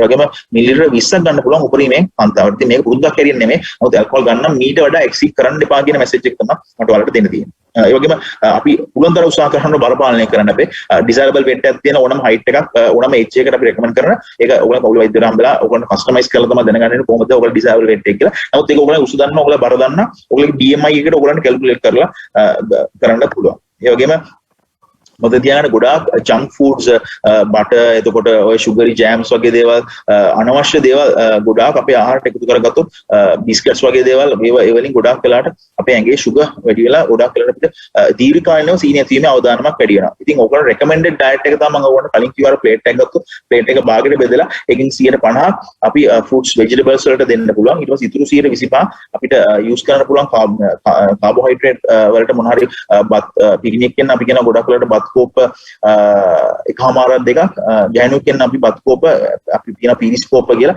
පිරිස්කෝප එකමාරක් දෙකක් අතර ප්‍රමාණයක් යූස් කරන්න පුළුවන් දෙකක් විතර වගේ ෆිල්ම් එකක් යූස් කරන්න පුළුවන් ඒ වගේම අපි ගොඩාක් වෙලාවට ඉදියාප ගන්න ඉදියාප 10ක් විතර වගේ කන්න පුරුදු වෙන ඊට වඩා කන්න පුරුදු වෙන්න එපා ඒකම පාම් පෙති ගන්න පාම් පෙති 4ක් විතර වගේ තමයි අපි රෙකමන්ඩ් කරන්නේ ගොඩාක් වෙලාවට සෙඩෙන්ටරි ලයිෆ් ස්ටයිල් එකක් තියෙනවා ගොඩාක් සෙඩෙන්ටරි ලයිෆ් ස්ටයිල් එකක් නෑ හොඳට ඇක්ටිව් ක්‍රීඩා කරනවා මහන්සි වෙනවා ඒ වගේට ගොඩාක් වෙලාවට වගේ ආහාර ගොඩාක් පාලනය කිරීම අත්‍යවශ්‍ය වෙන්නේ නැහැ මොකද ඒගොල්ලන්ගේ එනර්ජි එක්ස්පෙන්ඩිචර් එක කියන නිසා ඉතින් කී පොයින්ට්ස් හරියට මම අන්තිම වශයෙන් ඕගොල්ලන්ට කියන්න ආහාර නොගෙන ගැනීම නෙමෙයි වැදගත් වෙන්නේ හරියට කියන්නේ හරියට රෙගුලර් මීල් එකක් ගන්න එක. ඒ වගේම කාබෝහයිඩ්‍රේට් වලට කියන්නේ කාබෝහයිඩ්‍රේට් බේස් මීල් එකක් ගන්න පුළුවන්. නමුත් ඒක ගන්න ප්‍රමාණය අඩු කරන්න ඕන. ඒ වගේම ගොඩාක් ෆෘට්ස් ඇන්ඩ් වෙජිටබල්ස් තමයි ඔයගොල්ලෝ යූස් කරනවා. ෆෘට්ස් වල ගොඩක් ඉදිච්ච නැති ඒවා. වෙජිටබල්ස් අපිට බොයිල් කරලා ඉවරලා ආහාරයට ගන්න පුළුවන්. ඒ වල ගැටලු නැහැ. ඒ වගේම අපි සීනි සහ ලුණු කට් ඩවුන් කරන්න හොඳට මතක තියාගන්න අපේ ආහාරවල. ඉතින් මම ආයෙ කියනවා සීනි කියන්නේ බොහොම නරක පුරුද්දක්. heart attacks, strokes, blood pressure, blindness යගේ දේවල් ගොඩකට හේතුවක් වෙනවා. type 1 diabetes දෙන්න ගොඩක් වෙලාවට ඒක ප්‍රතිකාරය වෙන්නේ ඉන්සුලින් තමයි. ඉතින් ගොඩක් young age එකේ sugar levels detect කරගන්න අපිට මොනවා අර මං කියපු රෝග ලක්ෂණ තියෙනවා. ඔයගොල්ලෝ screen test එක අනිවාර්යයෙන්ම රජ රෝහලකට ගිහිල්ලා කරගන්න පුළුවන්. ඔයගොල්ලන්ට මේක type 1 ද type 2 ද කියලා ඔයගොල්ලන්ට හොයාගන්න පුළුවන්. type 2 වලට ගොඩක් වෙලාවට අපිට තියෙන්නේ diet and exercise control තියෙන්නේ. මොකද ඒක late onset එකක් නිසා. කාලෙත් එක්ක අපිට බෙහෙත් ගැනීමට සිද්ධ වෙන්න පුළුවන් දීර්ඝකාලීනව. ඉතින් මතක තියාගන්න ඔයගොල්ලන්ගේ weight එක control කරන්න, BMI control කරන්න, නිතර ව්‍යායාම කරන්න. ඒ වගේම ගොඩක් ongoing research තියෙනවා මේ මට්ටමින් අපේ අග්න්‍යාශය ආශ්‍රිතව කරන research ගොඩාක් තියෙනවා. මේ stem cells ආශ්‍රිතව කරන ඒවා මම අර කිව්වා වගේ නැනෝ ටෙක්නොලොජි යූස් කරලා කරන ඒවා. ඉතින් පුළුවන් තරම් උත්සාහ කරන්න මේක හදාගන්න නැතුව ඉන්න. මොකද ප්‍රිවෙන්ෂන් එක තමයි very important. හදාගත්තට පස්සේ මේකට ප්‍රතිකාර කරන්න පුළුවන්. හදාගත්තට පස්සේ සංකූලතා ඇතිවීම වළක්වන්න බෑ අපිට. ඉතින් මතක තියාගන්න පුළුවන් තරම් ක්‍රියාකාරී වන්න හරියට ආහාර පුරුදු තියාගන්න එක්සර්සයිස් කරන්න. මම හිතන්නේ ඒක තමයි වැදගත්ම දේ. හොඳට ව්‍යායාම කරන්න, හොඳට දාඩිය දාන්න, කට්ටියත් එක්ක එකතු වෙලා ක්‍රීඩා කරන්න, ක්‍රිකට් ගහන්න, ගෝ ගහන්න, ඇඟ මහන්සි වෙන ව්‍යායාම කරන්න, ෆිසිකල් ෆිට්නස් එක හොඳට තියාගන්න කාලෙත් එක්ක. ඉතින් මම අර ඕගොල්ලන්ට කියනවා අපි ඇත්තටම අපි මේ හැමදේම කරන්නේ සන්තෝෂයෙන් ජීවත් වෙන්න. අපිට කියන එකට හෙල්ත් ට්‍රයැන්ගල් එකක් කියලා. ෆිසිකල් හෙල්ත් එක තියාගත්තොත් ඒකට අපිට මෙන්ටල් ඇන්ඩ් ඉමෝෂනල් ෆිට්නස් එක හම්බ වෙනවා. ඒක අපි සෝෂල් හෙල්ත් එක අපි හොඳ නම් අපිට ඒකෙන් mental health and emotional health එක අපි දිනුනවා. ඉතින් ෆිසිකල් හෙල්ත් එක හොඳට තියාගන්න මම අර ඕගොල්ලන්ට කලින් කිව්වා වගේ හරියට අපේ ඇඟ ගැන පරිස්සමෙන් ජීවත් වෙන්න ඕනේ. මොකද අපි ඇඟ ඇත්තටම අපි කියා කරන්නේ නැහැ. ඔයගොල්ලෝ ගොඩක් මම හිතන්නේ මෙතන ඉන්නේ ගොඩක් අවුරුදු 25 30 එහෙම නැත්නම් අවුරුදු 20 25 අතර කට්ටිය. මම මගේ වයසේ අවුරුදු 20 25 30 කාලේ ගොඩක් වෙන මම මගේ බොඩි එක ගැන කියා කරේ නැහැ. නමුත් මම දැන් මට අවුරුදු 40ක් මම අවුරුදු 40 දී මම හිතනවා මට ඒ කාලේ දැන් කවුරු හරි මට මේක කියලා තිබ්බනම් හොඳයි කියලා. ඒ වගේම හොඳ අවස්ථාවක් ඔයගොල්ලන්ගේ ඇඟ ගැන ගොඩාක් කියා කරන්න. ගොඩාක් අනවශ්‍ය දේවල් ඇඟට දාගන්න එපා. ඇඟේ ෆිට්නස් හදාගන්න, එන්ඩියුරන්ස් හදාගන්න, ස්පෝර්ට්ස් කරන්න. ඇඟට අනවශ්‍ය විදියට මහත් වෙන්න දෙන්න එපා. නිසා පුළුවන් නම් ජිම් එකකට ජොයින් වෙන්න හොඳ ෆිසිකල් ඉන්ස්ට්‍රක්ටර් කෙනෙක්ව කන්සල්ට් කරන්න පොඩි කාලෙකින් ඔයගොල්ලන්ට මම හිතන්නේ ඔයගොල්ලන්ගේ ටාගට්ස් වලට එන්න පුළුවන්. ඉතින් විශේෂයෙන් තමන්ගේ ජොයින්ට්ස් බේර ගන්න. හිප් එක, නී එක, ෂෝල්ඩර්ස් මේ වලින් ගොඩාක් ඒ කියන්නේ කාලෙත් එක්ක අපිට ගොඩාක් ප්‍රශ්න ඇති වෙනවා. ඉතින් අපේ ෆිසිකල් ෆිට්නස් එක හොඳ නම්, අපේ කකුල් දෙක හොඳ නම්, අපේ හිප් එක හොඳ නම් අපිට ගොඩාක් ජීවිතේ දුර ඇවිදින්න පුළුවන්. අපිට ජීවිතේ එන්ජොයි කරන්න පුළුවන්. ඒ නිසා ගොඩාක් අපිට තියෙන ආතරයිටිස් ප්‍රොබ්ලම්ස්, ඒ කියන්නේ කාලෙදී ඇති වෙන්න තියෙනවා ගොඩාක් මෙටබොලික් ප්‍රොබ්ලම්ස්. ඊවැඩියා හරි කොලෙස්ටරෝල් හරි ප්‍රෙෂර් හරි අංශභාගය එහෙම නැත්නම් heart attacks මේ ගොඩාක් අපිට කන්ට්‍රෝල් කරගන්න පුළුවන්. අපි අපේ ඇඟ ගැන ලොකු කෑ එකක් ගත්තොත්. ඒ නිසා මැසේජ් එකක් මම හිතන්නේ මුලදී කියුවා ගොඩාක් පැහැදිලි වුණේ නැත. මම මේ අන්තිමේදී කියන පොයින්ට්ස් එක හොඳට ඔළුවට ගන්න. ඒ වගේම පිරිසුදුව ජීවත් වෙන්න උත්සාහ කරන පුළුවන් උපරිමයෙන් ශාරීරිකව කරන දේවල් ගෙදර තමයි ඉන්න විදිය පිරිසුදු ඉන්න උත්සාහ කරන ගොඩක්. ඒ වගේම තමන් ඇඟට දාගන්න කෑම බේත් වගේ හිතලා ගන්න. අනවශ්‍ය විදියට ගොඩාක් දේවල් කන්න උත්සාහ කරන්න එපා. දකින්න හැම දෙයක්ම බඩට දාගන්න උත්සාහ කරන්න එපා. ඒ වගේම ෆිට්නස් මේන්ටේන් කරන්න මම අර කිව්වා වගේ ෆිසිකලි ඇක්ටිව් ඉඳලා ඉවරලා. ඒ වගේම හැමෝම එක්ක සුහදව කතා කරන්න, ෆ්‍රෙන්ඩ්ලි වෙන්න, යාළුවෝ ඇති කරගන්න, හැමෝටම සපෝට් කරන්න. ඔයගොල්ලෝ යුනිවර්සිටි එකේ ඉන්නේ ගොඩක් කටට ආර්ථික අවස්ථා ඇති, එහෙම නැත්නම් এডুকেෂන් එකේ දේවල් තීරුම් ගැනීමේ ප්‍රශ්න ඇති. ඉතින් ඉස්සර වගේ අර අපි කැම්පස් ගිය කාලේ නම් අපිට ගොඩක් සෝෂල් මීඩියා තිබ්බේ නැහැ, ගොඩක් දේවල් බෙදා ගැනීම හැකියාව තිබ්බේ නැහැ. නමුත් පොත්වල තමයි ගොඩක් වෙලා. නමුත් දැන් ගොඩක් වෙලාට knowledge එක කියන දේ අපිට just a click away. ඒ නිසා මේක හම්බන්න දෙයක් නැහැ. කතා බහ කරේ වෙලාව හැමෝම එක්කම දෙනුම කියන දේ බෙදාගෙන කටයුතු කරන්න පුළුවන්, වැඩ කරන්න පුළුවන්. ඒ නිසා පුළුවන් තරම් අපි දෙයක් අනිත් අයට දුන්නොත් අපිට දැක් ලැබෙන්නේ. ඒ නිසා මම තියාගන්න පුළුවන් තරම් knowledge එක share කරගන්න කට්ටියත් එක්ක කතා බහ කරන්න. ඕගොල්ලෝ මේ ලියෝ ක්ලබ් එකකට එකතු වෙලා මේ කරන social activities තව වැඩි කරන්න පුළුවන් උපරිමයෙන් කරන්න කට්ටිය හැමෝටම එකතු වෙලා ඒ දෙක කියන ඔයගොල්ලන්ගේ social health එක ගොඩාක් වැඩි කරගන්න පුළුවන්. ඉතින් මේවත් එක්ක ගොඩක් වෙලා අපිට emotional and mental well-being අපිට හදා ගන්න පුළුවන්. මම කාලේ ගත්තම සමාවෙන්න මම හිතන්නේ මම schedule time එක පැන්න අපි කරන කියන්නේ මම කරන YouTube channel එකක් තියෙනවා පුළුවන් නම් ඕගොල්ලෝ බලන්න ඒක නම ඩොක්ටර් නාමල් විජේසිංහ ඒකේ අපි ගොඩක් වෙලාවට youth ගැන එතකොට clinicals කියන්නේ වෛද්‍ය විද්‍යාත්මක එදත් තොරතුරු ගොඩක් වෙලාවට කතා කරනවා professionals හරහා ඉතින් පුළුවන් ඒක ලොග් කරලා ඕගොල්ලන් කට්ටියත් එක්ක share කරන ගොඩක් important දෙනවා මම ජනිත දුන්නා මගේ diabetic video එකක් කරා මම ළඟදී ඒ වගේම අපි ඉස්සරහට pressure video එකක් කරා ඉස්සරහට අපි ගොඩක් තරුණයන්ට සහ වැඩිහිටියන්ට වැදගත් වෙන health topics ගැන ගොඩක් වෙලා ඉස්සරහට මේ medically පැත්තට වැදගත් වෙන ගොඩක් අපි කතා කරන්න බලාපොරොත්තු වෙනවා ඕගොල්ලෝ කියලා බලන්න අපේ Facebook page එකකුත් තියෙනවා ඒකෙත් අපි මේ videos ගොඩක් share කරනවා මේ මගේ නමයි තියෙන්නේ ඉතින් එකතු වෙන්න මමත් කැමති ඕගොල්ලන්ට උදව් කරන්න තව ඉස්සරහට ඕගොල්ලෝ health camps තියෙනවා මම programs තියෙනවා මම personally ඔයගොල්ලන්ට දෙයක් කියන්න අවශ්‍යයි වගේ මම කොතලාවල ඩිෆෙන්ස් යුනිවර්සිටි එකේ වැඩ කරනවා වගේම මම ඇත්තටම ලංකාවේ තියෙන clinical research organisation එකක් ඒකට කියන්නේ Remedium One කියලා ඒක අපි University of Kenya එක්ක affiliate වෙලා ඉන්නේ. ඉතින් ඒකේ clinical operations කටයුතු කරන්නේ මම. ඉතින් අපේ කණ්ඩායමක් ඉන්න BSc graduates ලා 30ක් 40ක් විතර government hospitals වල ජෆ්නා ඉඳලා මාතර වෙනකම් කට්ටිය බේස් වෙලා ඉන්න government hospitals වල අපි clinical research කරනවා experimental drugs use කරනවා ගොඩක් වෙලාට ministry approvals අරන් ඉවරලා. ඉතින් ඒ ගොඩාක් research අපි කරනවා දියවැඩියා සම්බන්ධ pressure සම්බන්ධ cholesterol සම්බන්ධ stroke සම්බන්ධ. ඉතින් interest එකක් තියෙනවා ඔයගොල්ලන්ට පුළුවන් ඒක මගේ link page එකේ දාලා තියෙනවා ඒ කරන research සම්බන්ධ. ඔයගොල්ලන්ට ඕනනම් කතා කරන්න මොන හරි හදිස්සියේ කරදරයක් වුණොත් hospital එකකින් මොකද උදව් කරන්න පුළුවන් උපරිමයෙන් ඔයගොල්ලන්ට උදව් ලබා දෙන්න මම කැමතියි ජනත් පුළුවන් කතා කරන්න මගේ contact details ඉල්ලගන්න එහෙම නැත්නම් අපේ YouTube channel එක බලන්න එහෙම නැත්නම් Facebook page එකට ගියොත් අපිට කතා කරන්න මගේ number එක තියෙනවා ඔන්ලාක ඔයගොල්ලන්ට උදව් කරන්න මම සෙදි පැදී සිටිනවා මම දෙයක් තිබුණොත් කතා කරන්න ඕන බොහොම ස්තුතියි බොහොම ස්තුතියි වෛද්‍යතුමනි බොහොම වැදගත් තොරතුරු රාශියක් අපි දැනගත්ත දියවැඩියා රෝගය සම්බන්ධයෙන් ඉතින් දැන් අපි අවස්ථාව ලබා දෙනවා අපේ ශිෂ්‍ය ශිෂ්‍යාවන්ට මෙම වැඩසටහන සම්බන්ධයෙන් ඔවුන්ගේ අදහස් ඉදිරිපත් කිරීම සඳහා මා වැහෙනව නේද? මා වැහෙනවද? ඔව් කතා කරන්න එහෙනම් ඔව් හරි වෛද්‍යතුමා ඇත්තටම අද මෙන්න වැඩසටහනින් අපි ගොඩක් කරුණු දැනගත්ත ඒකේ දියවැඩියාව කියන රෝගය සමාජයේ සාමාන්‍ය රෝගයක් බවට පත් වෙලා තිබුණත් ඒ ගැන නොදන්නා කරුණු ගොඩක් අද අපි මේ වැඩසටහන ඔස්සේ දැනගත්ත විශේෂයෙන්ම සමාජයේ මතයක් තියෙනවා තරුණ ප්‍රජාවට මෙම රෝගය වැළඳෙන්නේ නැහැ වැඩිහිටි ප්‍රජාවට තමයි මෙම රෝගය වැළඳින්නේ ඒක නමුත් එතනින් එහාට ගිහින් මේ තරුණ ප්‍රජාවට කොහොම අවධානමක් තියෙන මෙම රෝගය සම්බන්ධව මේ අවධානයෙන් මිදෙන්න අපි මොනවද කරන්න ඕනේ ඒ වගේ ගොඩාක් කරුණු ඒකේ දන්නා ලෙඩක් ගැන නොදන්නා කරුණු ගොඩක් අත් වශයෙන්ම දැනගත්ත කොත් නිවැරදි අද ඉතින් ඔබතුමාට බෙහෙවින්ම ස්තුතිවන්ත වෙනවා මේ වගේ කරුණු සමුදායක් අපි සමග බෙදා ගැනීම සම්බන්ධයෙන් බොහොම ස්තුතියි thank you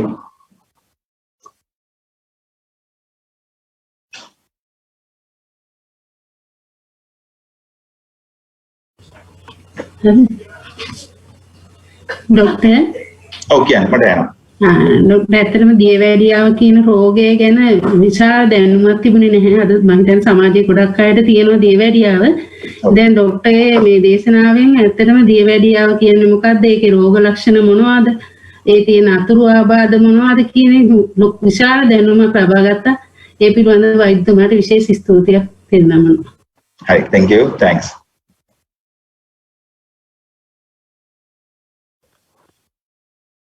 මොනහරි මම හිතන්නේ ඇත්තටම මොනහරි දෙයක් ලබා ගත්තා නම් තමයි ඒක මගේ ලොකු සන්තෝෂ මොකද ජන මට කතා කරනකොට මම ඇත්තටම කැමති වුණා දියවැඩියා සම්බන්ධව කතා කරලා දැනුවත් කිරීමක් කරන්න මොකද ලබන මාස දියවැඩියා මාසේ ඉතින් මම හිතනවා ඕගොල්ලන්ගේ මේ දැනුම මොකක් හරි දෙයක් ලබා ගත්තා නම් මේ ගෙදර ඉමීඩියට්ලි ඉන්න ඕගොල්ලන්ගේ අම්මට හරි තාත්තට හරි මත සහෝදරයෙක්ට හරි මේ සම්බන්ධව දැන ගැනීම තමයි තමත් අත්‍යවශ්‍ය වෙන නිසා ඒගොල්ලන්ගේ දැනුවත් කිරීම. ඉතින් මම හිතන්නේ මේක අර රිපල් එෆෙක්ට් එකක් හැටියට චේන් රියැක්ෂන් එකක් වගේ ඕගොල්ලන්ට පුළුවන් ස්ප්‍රෙඩ් කරන්න. ඉතින් අපි ටිකක් ඇක්ටිව් වෙන්න ඕනේ මේ සම්බන්ධව.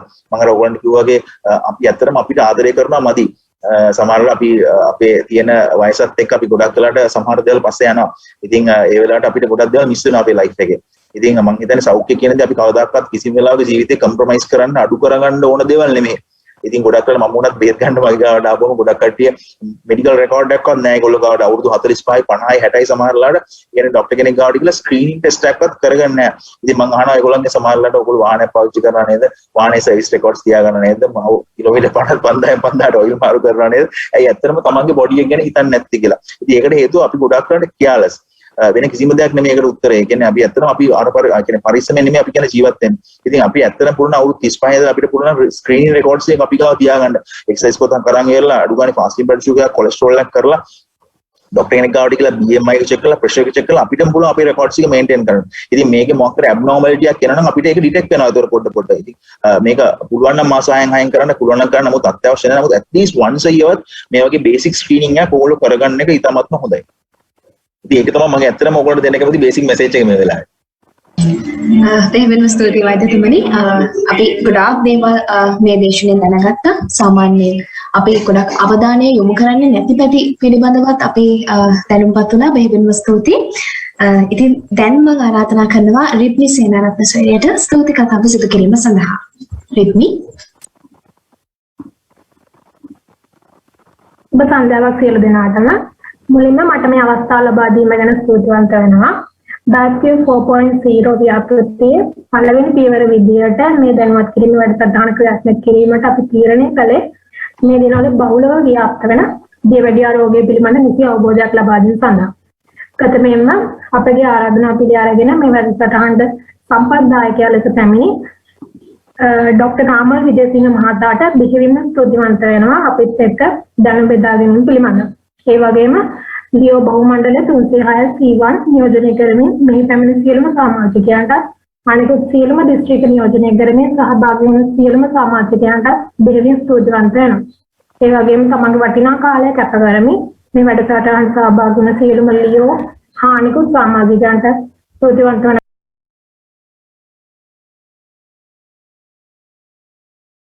ගමන් මගේ කතාව අවසන් කරනවා. ස්තුතියි.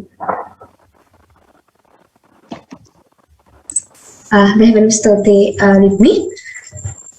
එසේනම් මෙලෙසින් නිමාවට පත්වන්නේ ඩයිප් Q 4.0 ව්‍යාපෘතියේ පළවෙනි අධීරයයි. ඉතින් ඉදිරි අධීරත් සමග අපත් සමගම එකතු වී සිටින අදට වැඩසටහන නිමා